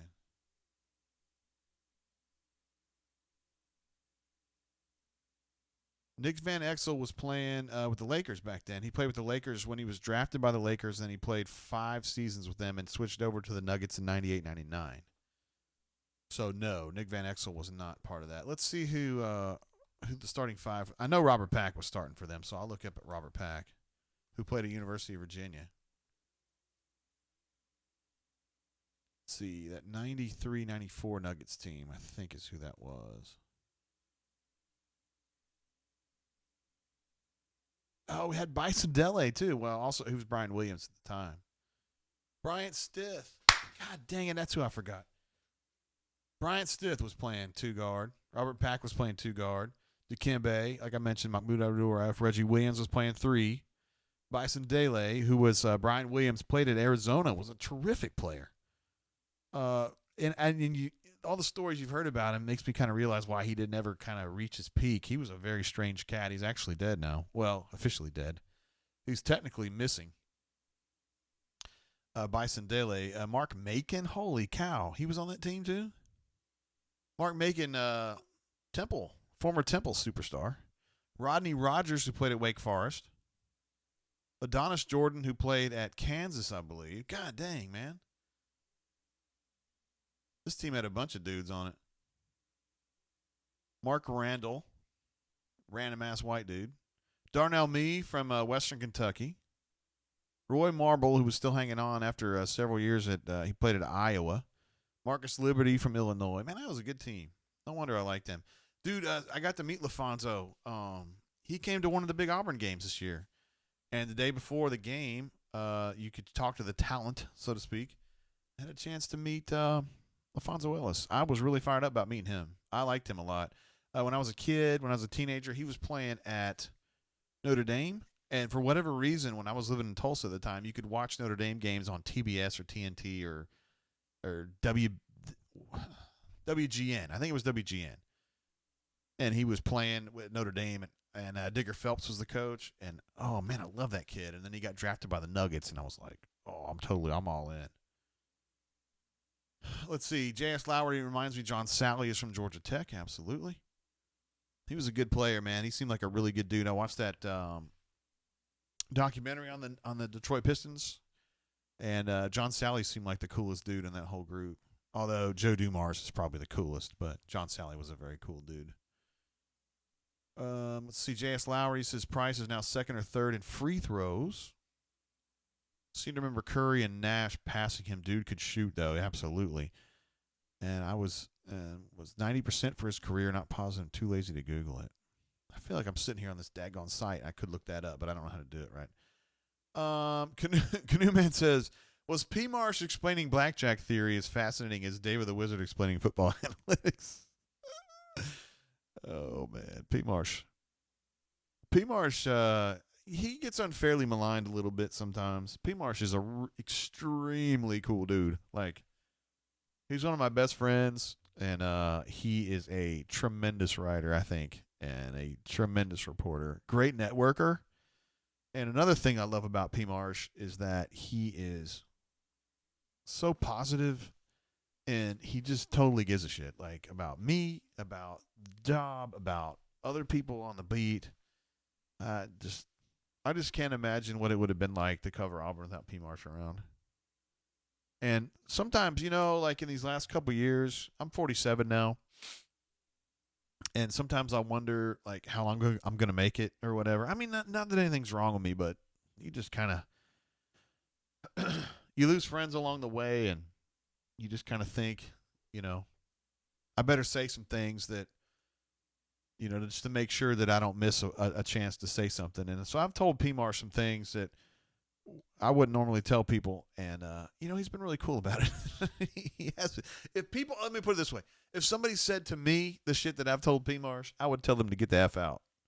But P. Marsh is actually really cool about it, and I don't know if it's because he's older than me and he's like, oh, here we go, here goes somebody else telling me the shit again. Oh God, let's just say yes and go on with it, or if he's just actually cool with it. I don't know, but I love that guy. And I've just kind of learned the Bunker's actually been pretty good on P. Marsh the last couple of years. There was a time when they were really hard on him. I just let you guys go, but I'm telling you, I promise you, P. Marsh, there's no finer dude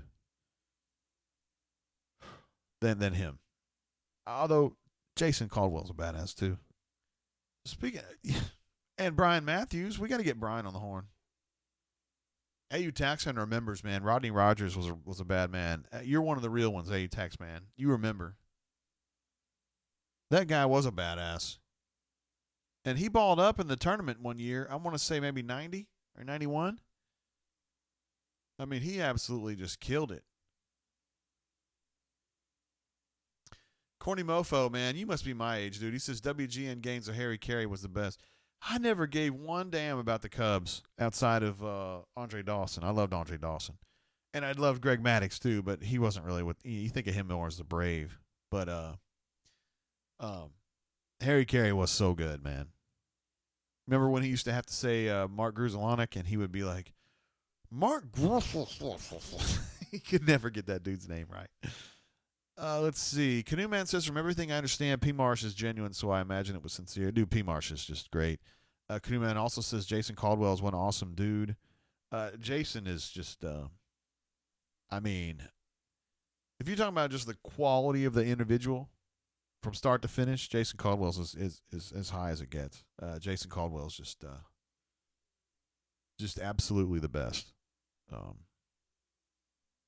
Yeah, I'm almost going to get teared up here, seriously, though. But, I mean, the quality of dudes that I have hung out with covering Auburn these last 20 years, you're talking about, I mean, some of these guys you're not going to remember, but P. Marsh, Jason Caldwell, absolutely in my Hall of Fame personally. Mark Murphy, I didn't like him in the beginning, but I love Mark Murphy now. Absolutely love the guy. Andy Gribble, Andrew Gribble, who now covers for the Browns, an absolute beast. Bradley Handwerger used to cover for the Decatur Daily and is now in private enterprise in New Orleans. Absolutely just an incredible human being. Colin Mickle, who covered for the OA News back 04-ish, maybe 04 to 08, something like that. He's now a lawyer in Boston. And to this day, is the funniest individual I have ever met. And if I'm 47 now, I can't imagine I'm going to meet somebody funnier than him. Whew. God bless, man. Who else we got? I mean, I love Brian Matthews and Jeffrey, obviously. I mean, I've known those guys 15, 20 years each. I mean, we've just been so lucky to have such great people. I mean, Ben Wolk, I loved him on the beat. Nate King, such a great up-and-comer. He's going to be awesome for decades. He's just incredible. A great kid. Really one of the best young guys we ever had on the beat. Probably the best really young guy we ever had here. Golly, who else we got? Luke Britsky, who wrote for, I believe, the Anniston Star back in the day. Great kid. Now in private enterprise, I think, down in Mobile. We've just been so fortunate, man. Oh, well, I mean, I guess you can consider Barrett Salee. He didn't really write about Auburn, but he was an SID assistant years ago. He's a self-made man, an absolute beast. So we've had some great reporters come through. Andy Gribble, who now covers Virginia Tech over there, I think for The Athletic. Absolute beast. Joel Erickson, who now covers the Colts for the Indy Star. Absolute beast. I just get Lori Dan, who's now a journalism professor in Dallas. Mike Sveditz, who was a sports editor at the OA News. Awesome dude. Evan Woodbury, who wrote for Mobile, is now a writer for the Detroit Tigers in MLB. Anyway, I'm just kind of getting off on a rant here, but we've had some great reporters come through. Auburn's been a great beat for a long, long time. We got a super chat came through from D. Lucky, our best caller of the night, no doubt, even though we had some awesome callers. So shout out to my new homie, David the Wizard. Rooting for you, my dude. Wrap it up, though. Hey, that can be taken two ways for him, brother. You can give him the old Dave Chappelle, wrap it up, or you could just say, hey, man, let's be safe out there. You could go both ways with that. You Taxman says, I think the 24/7 guys caught a lot of hell a few years back when they first started up, and the few years after that. Yeah, I mean, when P. Marsh kind of kicked off over there, he was kind of a one-man show for a while, and I don't think he got the financial support that he should have gotten. But he's got it now, and they've got a good team over there. They do a good job. You're not going to catch me. I know that the competition, and I want to beat them, but, man, at the end of the day, I don't have any hatred toward those guys. Not only do I not have hatred, I actually love some of those guys, and the other ones, like me and Brandon aren't super tight, but I texted him the other day because he and I have something funny we talk about. I don't really want to get into what it is, but it's funny we talk about. He's actually pretty funny too. And I don't know. God dang it, the recruiting guy, kind of high energy guy, Keith. Yeah, I don't know Keith as well. But he's pretty funny, too. He's got a lot of energy, though. Sometimes he starts talking. I don't know where he's going with that. But D. Lucky says exactly, JG. It's a double entendre. Oh, man. Just don't fall off the snowball is like the best shit I've heard all day. That's the best shit I've heard all year, actually. That's the best piece of advice I've heard all year. Canoe Man says Barrett was with ITAT for a while, too. He's a really great dude. Gets a bad rap by some. I would like to talk to somebody who has a bad opinion of Barrett Salee. I really would. However, he's a very high-quality person. Listen, I know him and his wife, Nancy. Spent a lot of time with them at the 2013 bowl trip out into me and Hoke hung out with him and his wife a bunch out there. And, yeah, super high quality. And Barrett's been tough. He's had a tough go of it here lately. He's got, I believe he has epilepsy.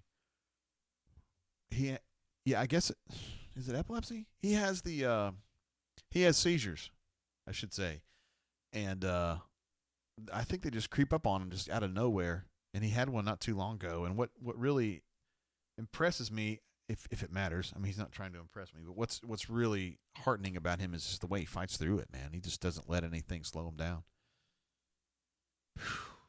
AU Taxman reminds me that Neil McCreefy, of course, Neil McCreefy was on the Auburn beat too.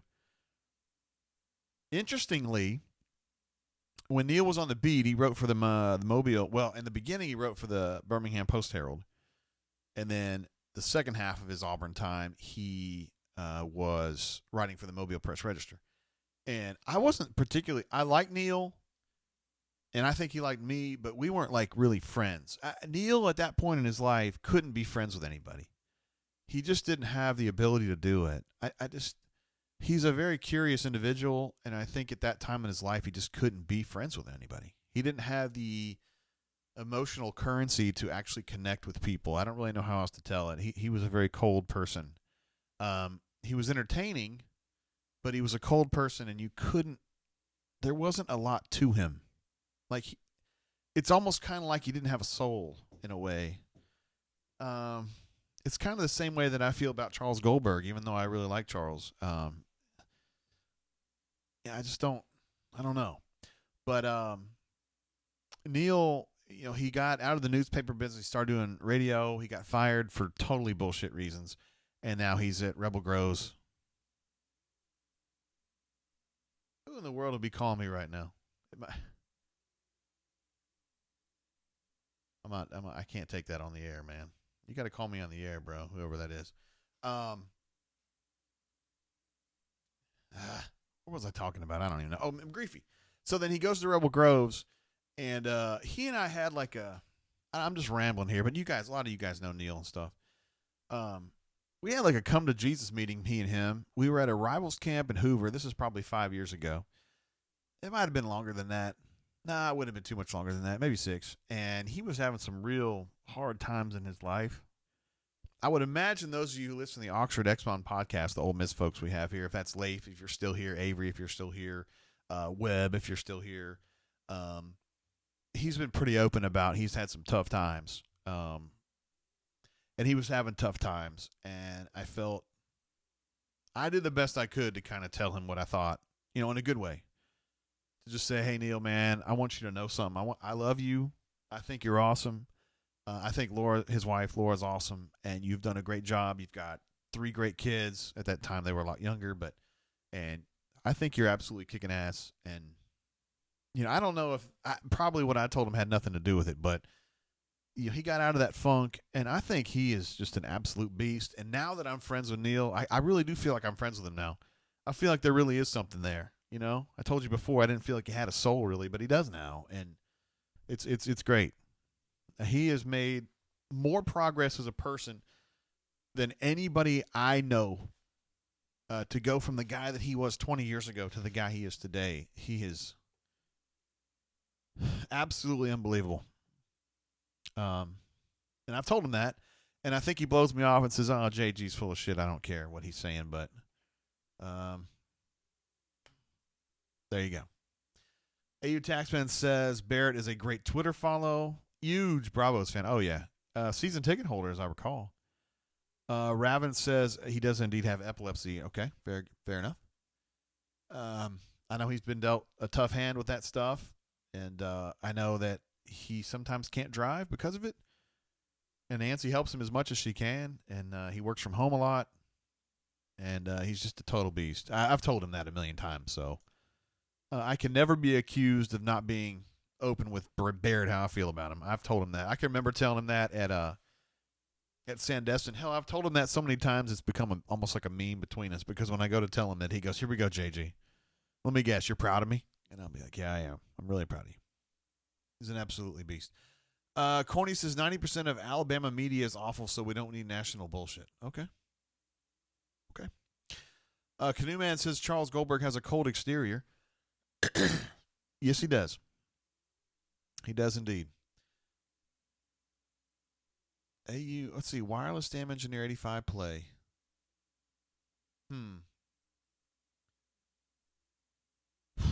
Well, let's see. Okay, I definitely want, no matter what, we got to get BMAT on the horn. So let me get, Gosh. We've been taping 3 hours, guys. I'm not going to lie about it. And my tape recorder's about out. So we need to hurry up and get him on the horn. All right, let's get him. Oh, I just been ranting, dude. You can blame Hornatius for that. I was drinking. Listen to this. Check that one out right there, D-Lucky. He says he's banned for life. David the Wizard is.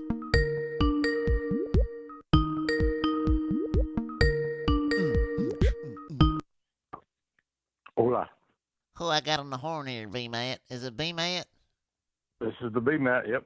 What up, B-Matt? How you been, bro? I'm good. Guess where I am? You're in the bed? That's right. That was a good guess. Why are you not out of breath? You should be out of breath, bro. I mean, my last walk was like 2 hours ago, so I'm chill. How many walks are you taking per day? I had 2 today. I had a big one this morning, then a really short one tonight. So I've been lazy Saturday. I've been doing 2 walks per day myself, but it's not really helping with my weight. Oh well, I need to stop drinking, I guess. Well, it's kind of hard to control things on our quarantine. It's just what else you got to do but hang out the house and watch Netflix and eat food. Yeah, and it's kind of a bummer because we don't have sports, man. I mean, you and I professionally have been doing sports for like 20 years now, every single day. I know. We've had the same schedule we've followed for 20 years straight. We know exactly what we're doing a certain time of year, and that's not happening right now. All right, well, tell me what's been going on. What's up? Well, let's see. I'm watching Money Heist on Netflix. It's pretty decent. It's a Spanish bank robber thriller type show. It's all right. Yeah. Wait, and you're down to Spanish shows now? Yes. Well, I kind of like foreign films sometimes. I like. Have you ever watched any Icelandic or Norwegian type shows on Netflix? Fuck no. Why would I watch that? They're pretty fun. I like those. But tomorrow we're planning to cook like a turkey dinner, like we're having a Thanksgiving in April. Because you're thankful for just kind of being around, or what? For still being alive, yes. I'm thankful for that, yes. Yep. Haven't got the disease, and nobody in my family so far is very fortunate that nobody's, contracted it that we know of. So. Yeah, you have a beautiful family. Your wife's awesome. You got 3 great kids, and I mean, you're working for a totally badass website. I mean, it could be worse. That's right. Absolutely. Yeah, it could be a lot worse. A lot of people are out there in line trying to get food and don't have jobs and are just scraping by. So I just consider myself very fortunate right now. Word. Anything you want to add on the Chandler Wooten or Nick Brahms interviews from earlier in the week? It's kind of weird considering Nick Brahms like the grizzled veteran, Yeah, it is weird, right? It just seems weird for whatever reason, but I guess he is now. I mean, I guess he's the go-to guy on the offensive line. So that'll take a little bit of adjustment. And Chandler Wooten is just very mature and, one of those guys you love to have on the team. A guy that is not into himself, just wants to be a great team player and wants to see everybody around him do well. So he's an important guy to have on a football team. You can't have everybody be superstars and, want to lead the team and, statistics or whatever. You got to have a lot of Chandler Wootens, and he's definitely a Chandler Wooten. All right, so I've been taping this for a podcast, and we've got 1 minute left on the recording. So what would you do if you had 1 minute to talk to the folks? I would say keep social distancing. It's working. And keep your fingers crossed that we can find a way to, get through the next 3 months when that ends. Because I don't know if we have a plan right now. So, hoping it works out. We're gonna play football, Brian. I feel it coming, bro. I think NFL is coming back, sure, and pro sports. I just don't know what colleges are going to do, about getting the students back on campus. So we'll see. I hope so. Also, do you think Gus is a swoogan? A what? Yeah, I'm glad to see you feel that way about it. I think you and I are gonna get a chance to interview Gus here this week. I think that's gonna happen. Okay, a little one-on-one action. Yeah, a little one-on-one action. I think that'd be fun. I'll be sure to on one. I'll be sure to ask him about his record against LSU, Alabama, Georgia, because he loves that question. Oh, Yeah, that guy right there. I mean, he gets a little upset about it, doesn't he? Yeah. How's your what's it been like doing the Sopranos thing? Have you had some folks that have been jumping in that thread? I have not really looked at it a lot.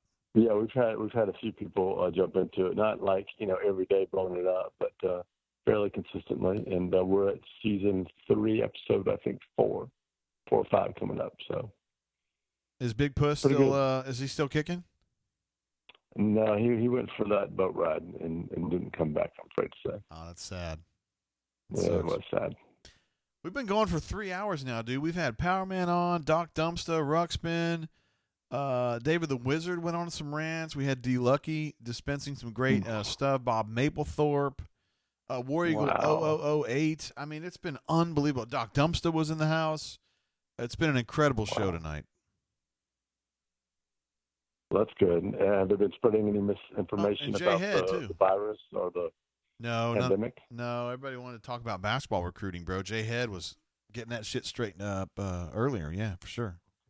Well, it's a shame what went down Jalen Green, and maybe it goes down with Greg Brown. Yeah.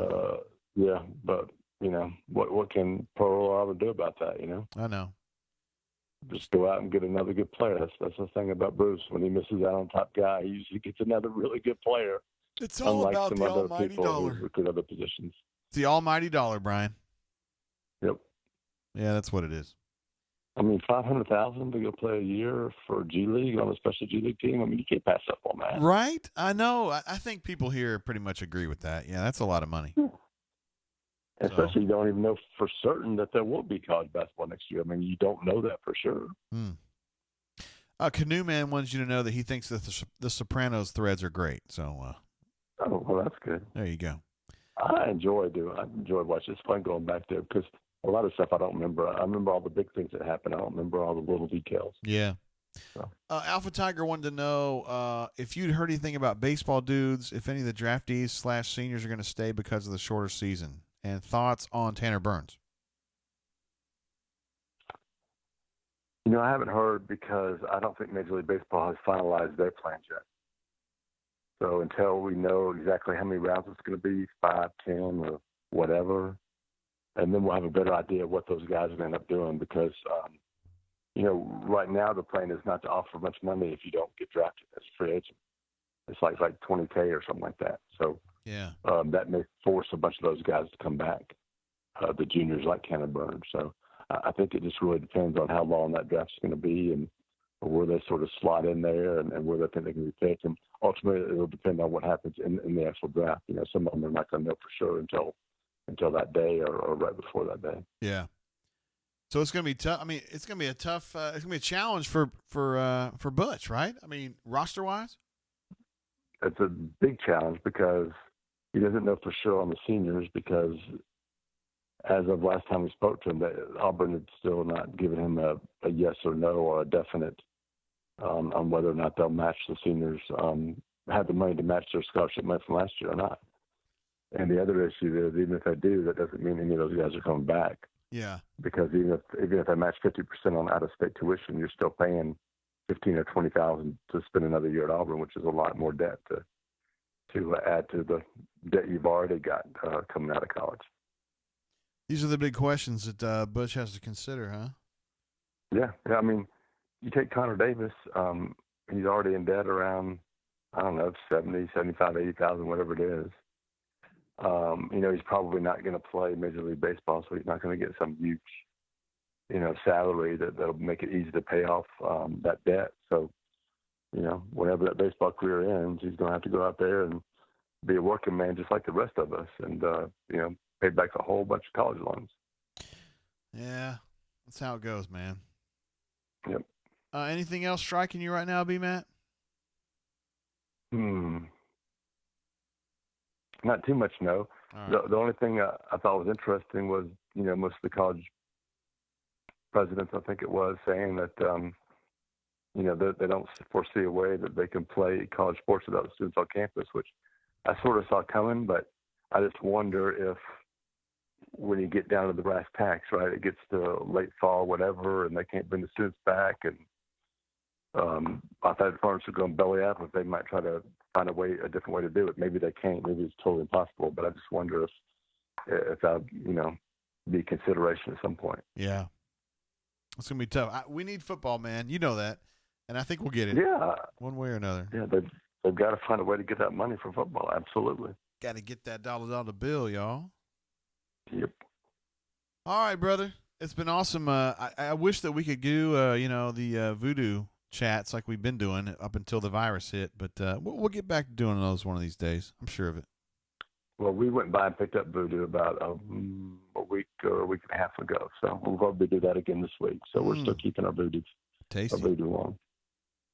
All right, brother, man. You behave yourself up there in Opelika. No, you're in Auburn, actually. And I know the weather's going to be rough during the afternoon tomorrow. So let's keep a heads up, all right? Yeah, same to everybody out there. Be careful and be safe. And good talking to you and everybody out there. And see you on the flip side. All right, B-Matt. Appreciate you, bro. Peace out. See ya. He didn't sound out of breath at all, Canoe Man. What do you think about that, huh? He's doing a good job. I guess he's in that tent, man. He's in that oxygen tent that they used to give Marcus McNeil. Hell yeah. Let's see. Bob Mapplethorpe reports that Papa Bear is about to call in, if true. We got a line open for Papa Bear. We've always got a line open for Papa Bear. Mr. Hickory says he's out on call at the hospital tomorrow. Enjoyed it, JGT. Mr. Hickory, hey, man, on behalf of all the bunker, we say thank you very much for what you've been doing. I know you're not necessarily servicing my community, but you're out there on the front line kicking ass in a hospital environment, and it is very much appreciated. And we know what you've been through, and you were at heightened risk for troubles, and you're still doing it. I imagine it's because you just kind of feel called to do what you do because you're a badass and you're a beast. So from all of us here, appreciate you, bro. Thank you very much. Also for the super chat earlier.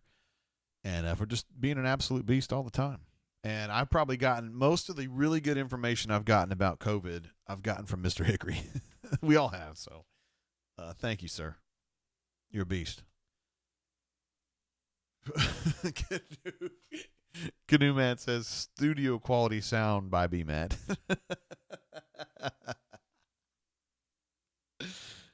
Oh, man. Man, look at this, yo. Everybody saying Mr. Hickory and OG. Alpha Tiger says, thank you, Mr. Hickory. Canoe Man says, thank you, Mr. Hickory. Dude, everybody knows. Everybody knows. Notorious. Some people are encouraging David the Wizard to call back to let us know why he has been kicked out of Seaside for life. But Notorious MGM says, Dave, you have done enough tonight. Oh, my goodness. All right, it's 10:28 in the Central Time Zone, 11:28 in our friends in the Eastern Time Zone. We're going to take a call from the 678 right here. What's up, caller? How you doing? Welcome to the show. Peter, how you doing? Word. Is this one of our heroes? I don't know what I am, Jay. I don't know what I am. It's Carl. I'm Papa Bear. Papa. I'm not supposed to say my real name. But most of half the bunker knows me and knows where I live, I think.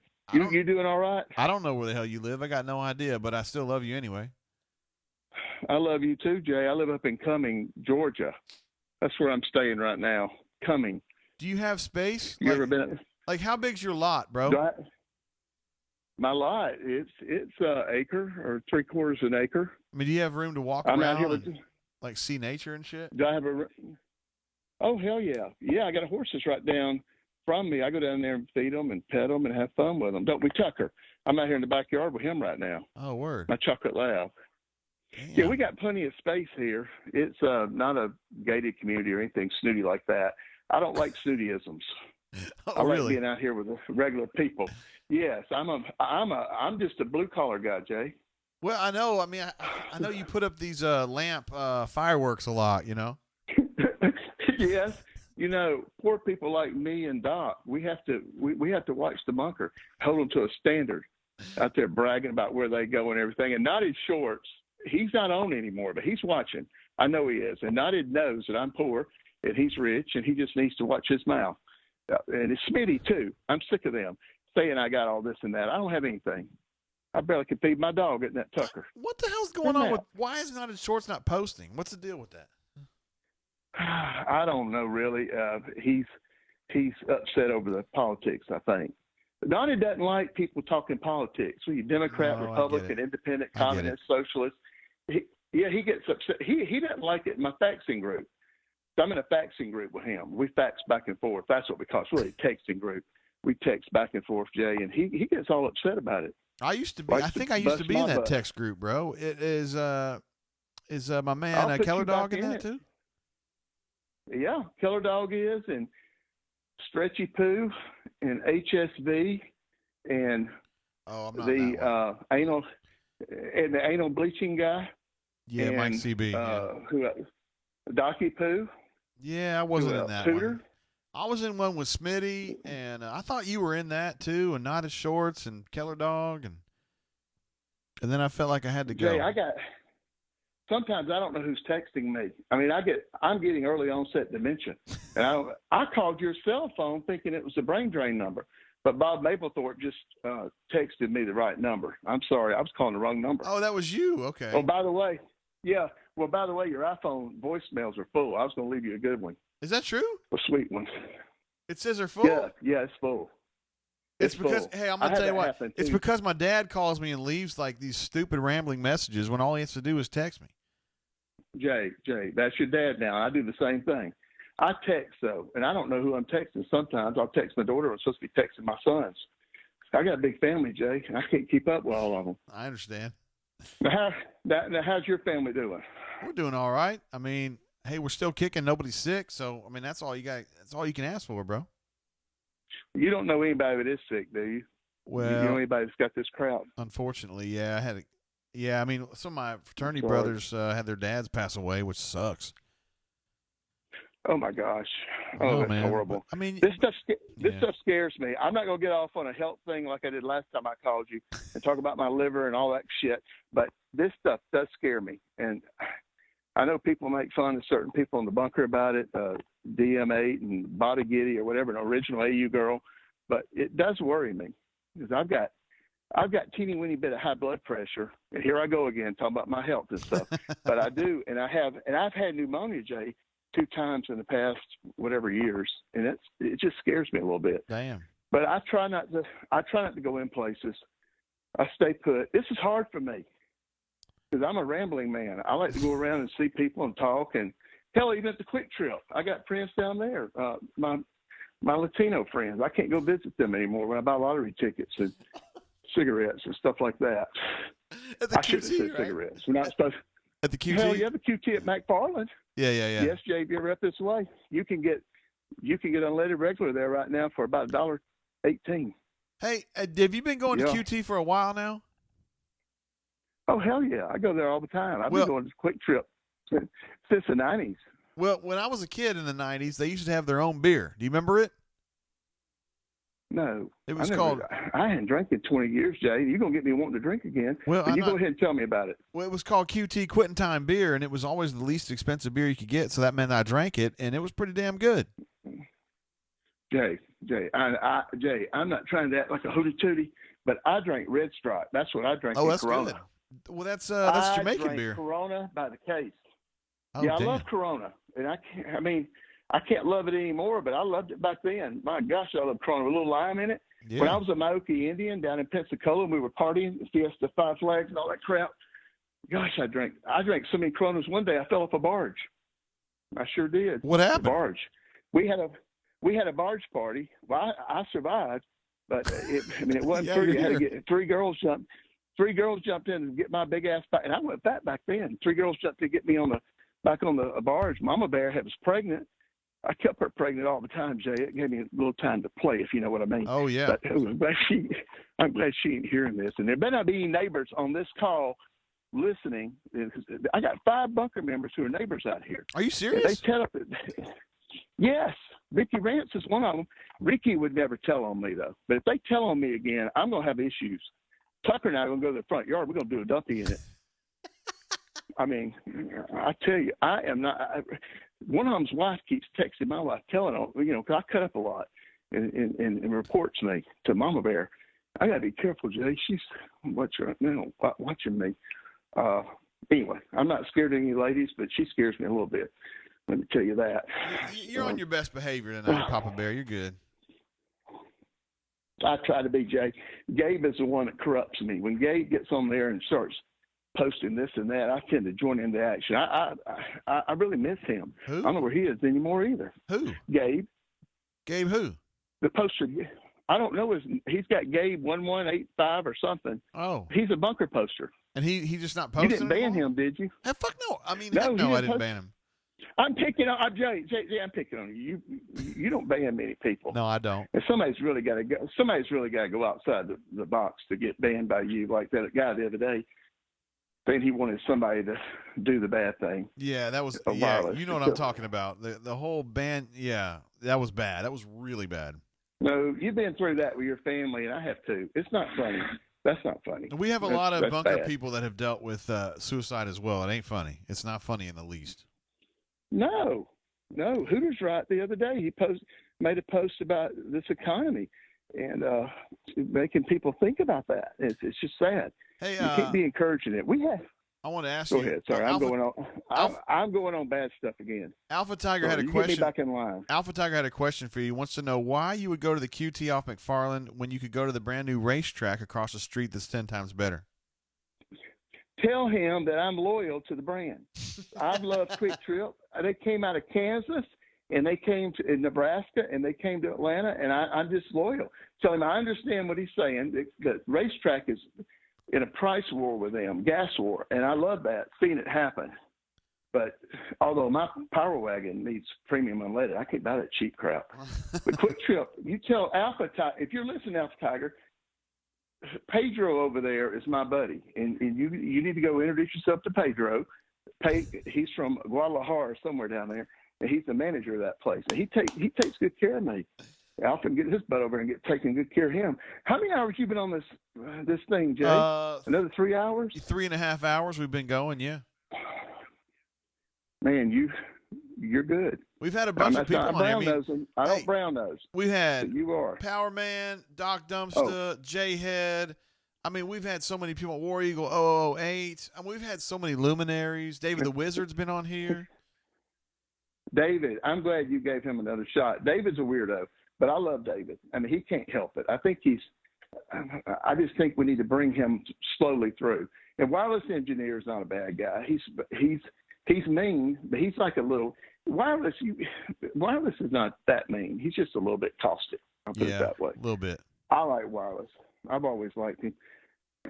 I have. He's different. He does good. Hell, I'm different. Not Dave. Sorry, Jay. I'm getting dementia. We're all different. We all got some quirks in us. No, we do. Some have more than others.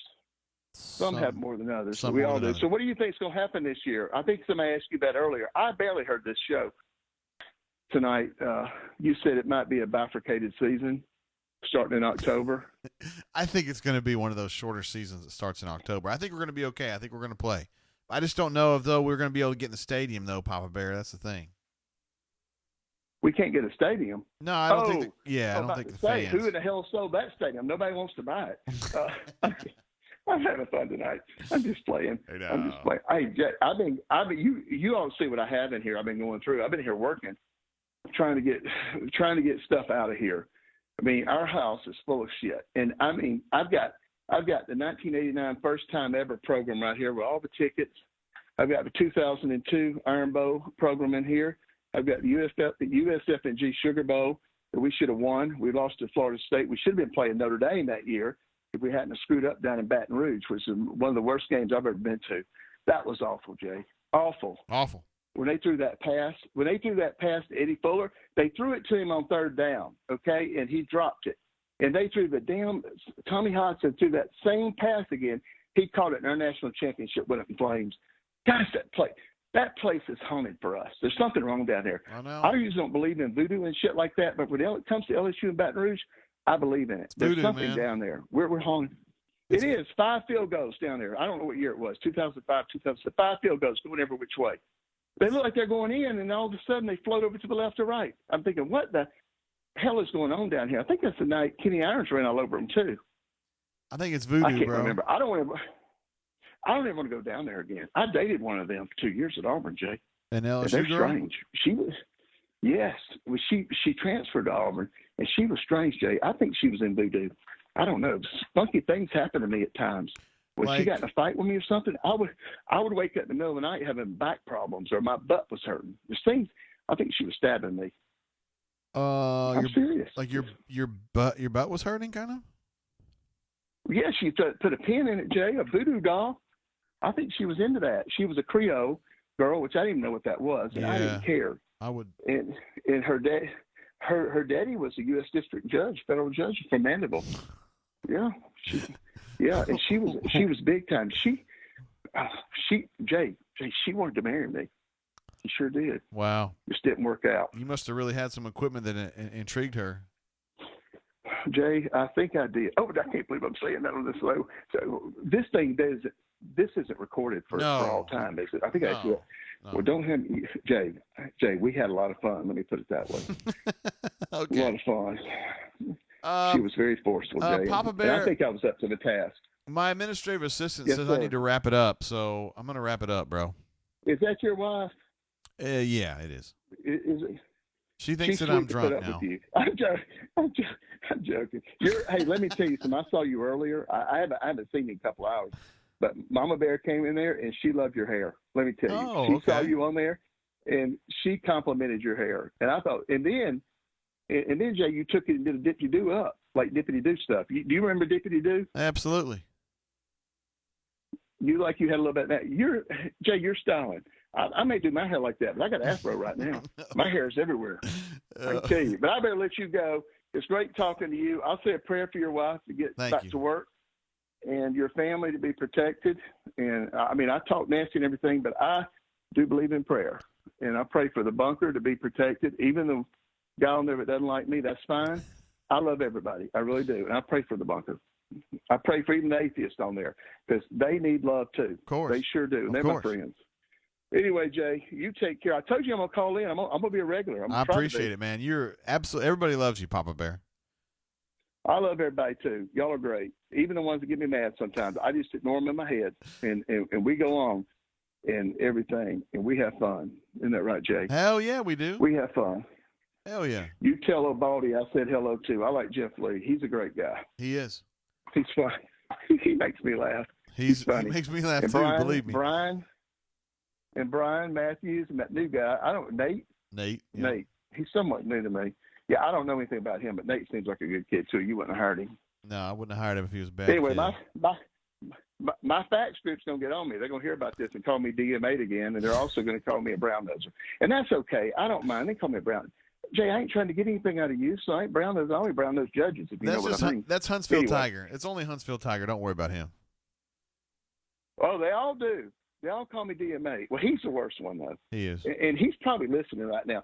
They don't want to act like they're involved or looking and everything. They're all looking and watching. They are. Right. I'm trying to round them up and get them back on. Well, Jay, you have a great evening, and you have a nice Saturday.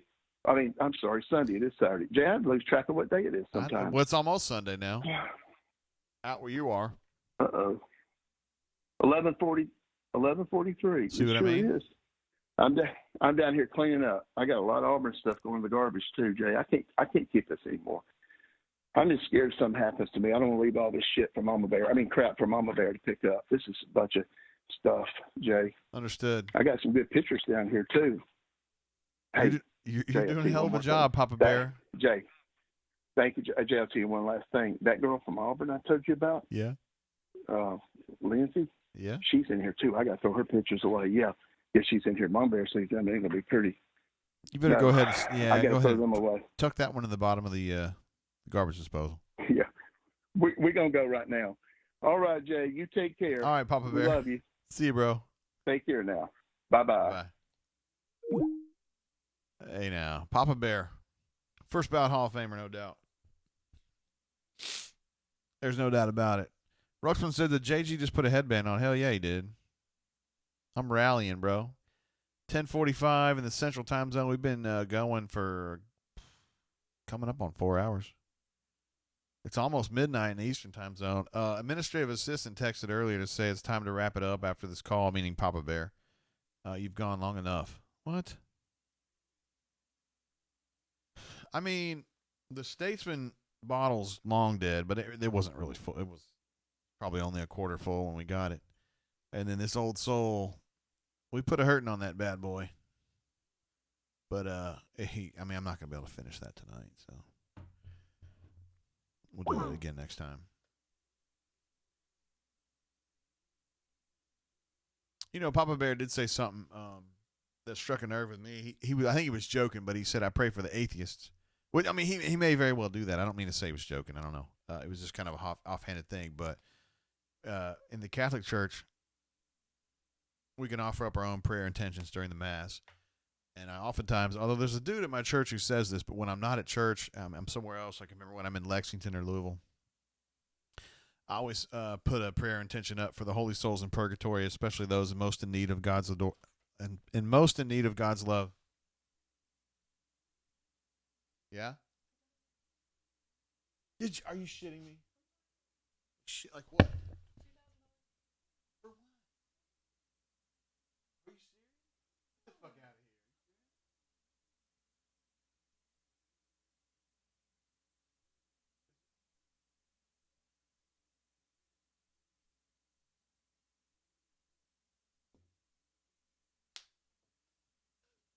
Did you just get that?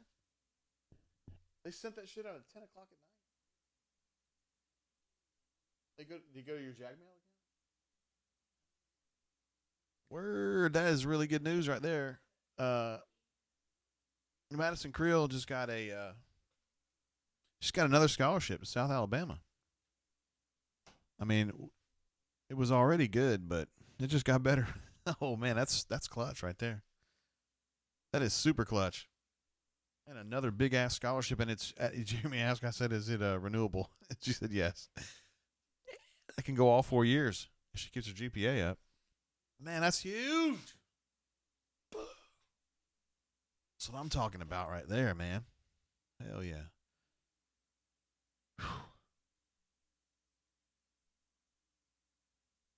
We say, for the holy souls in purgatory, especially those most in need of God's love, we pray to the Lord. That's what we say. Yep. And I kind of feel like that's a catch-all there for you hear that shit? Yes. Is that not huge? Yes. I thought 12 was over. What do you mean? Where you were at? What? What? Wrap it up, genius. Well, D Lucky actually said wrap it up earlier when he meant it for another poster. He meant all, yeah. Well, look, man, everybody said let's drink and Night, everybody. no. I think shouldn't we have a drink for Maddie and her second scholarship or third scholarship or whatever the hell it is?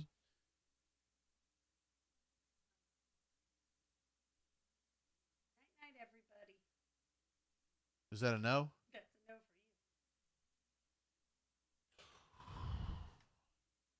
for you. Okay. Hold on. I gotta handle this real quick. Okay, we got something we gotta handle here. All right. So no, it's all right. So David the Wizard has said that he would like an opportunity to jump on the line and explain what. Hold on. Is this you, David? I can't tell, man. I don't want to take a call and then have to cut it off short. That may be you, and I can't tell.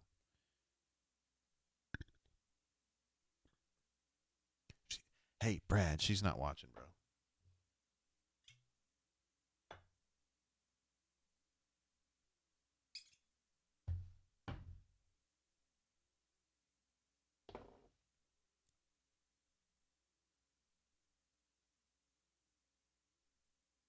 Hey, what's up? How you doing? I haven't had anything else to drink.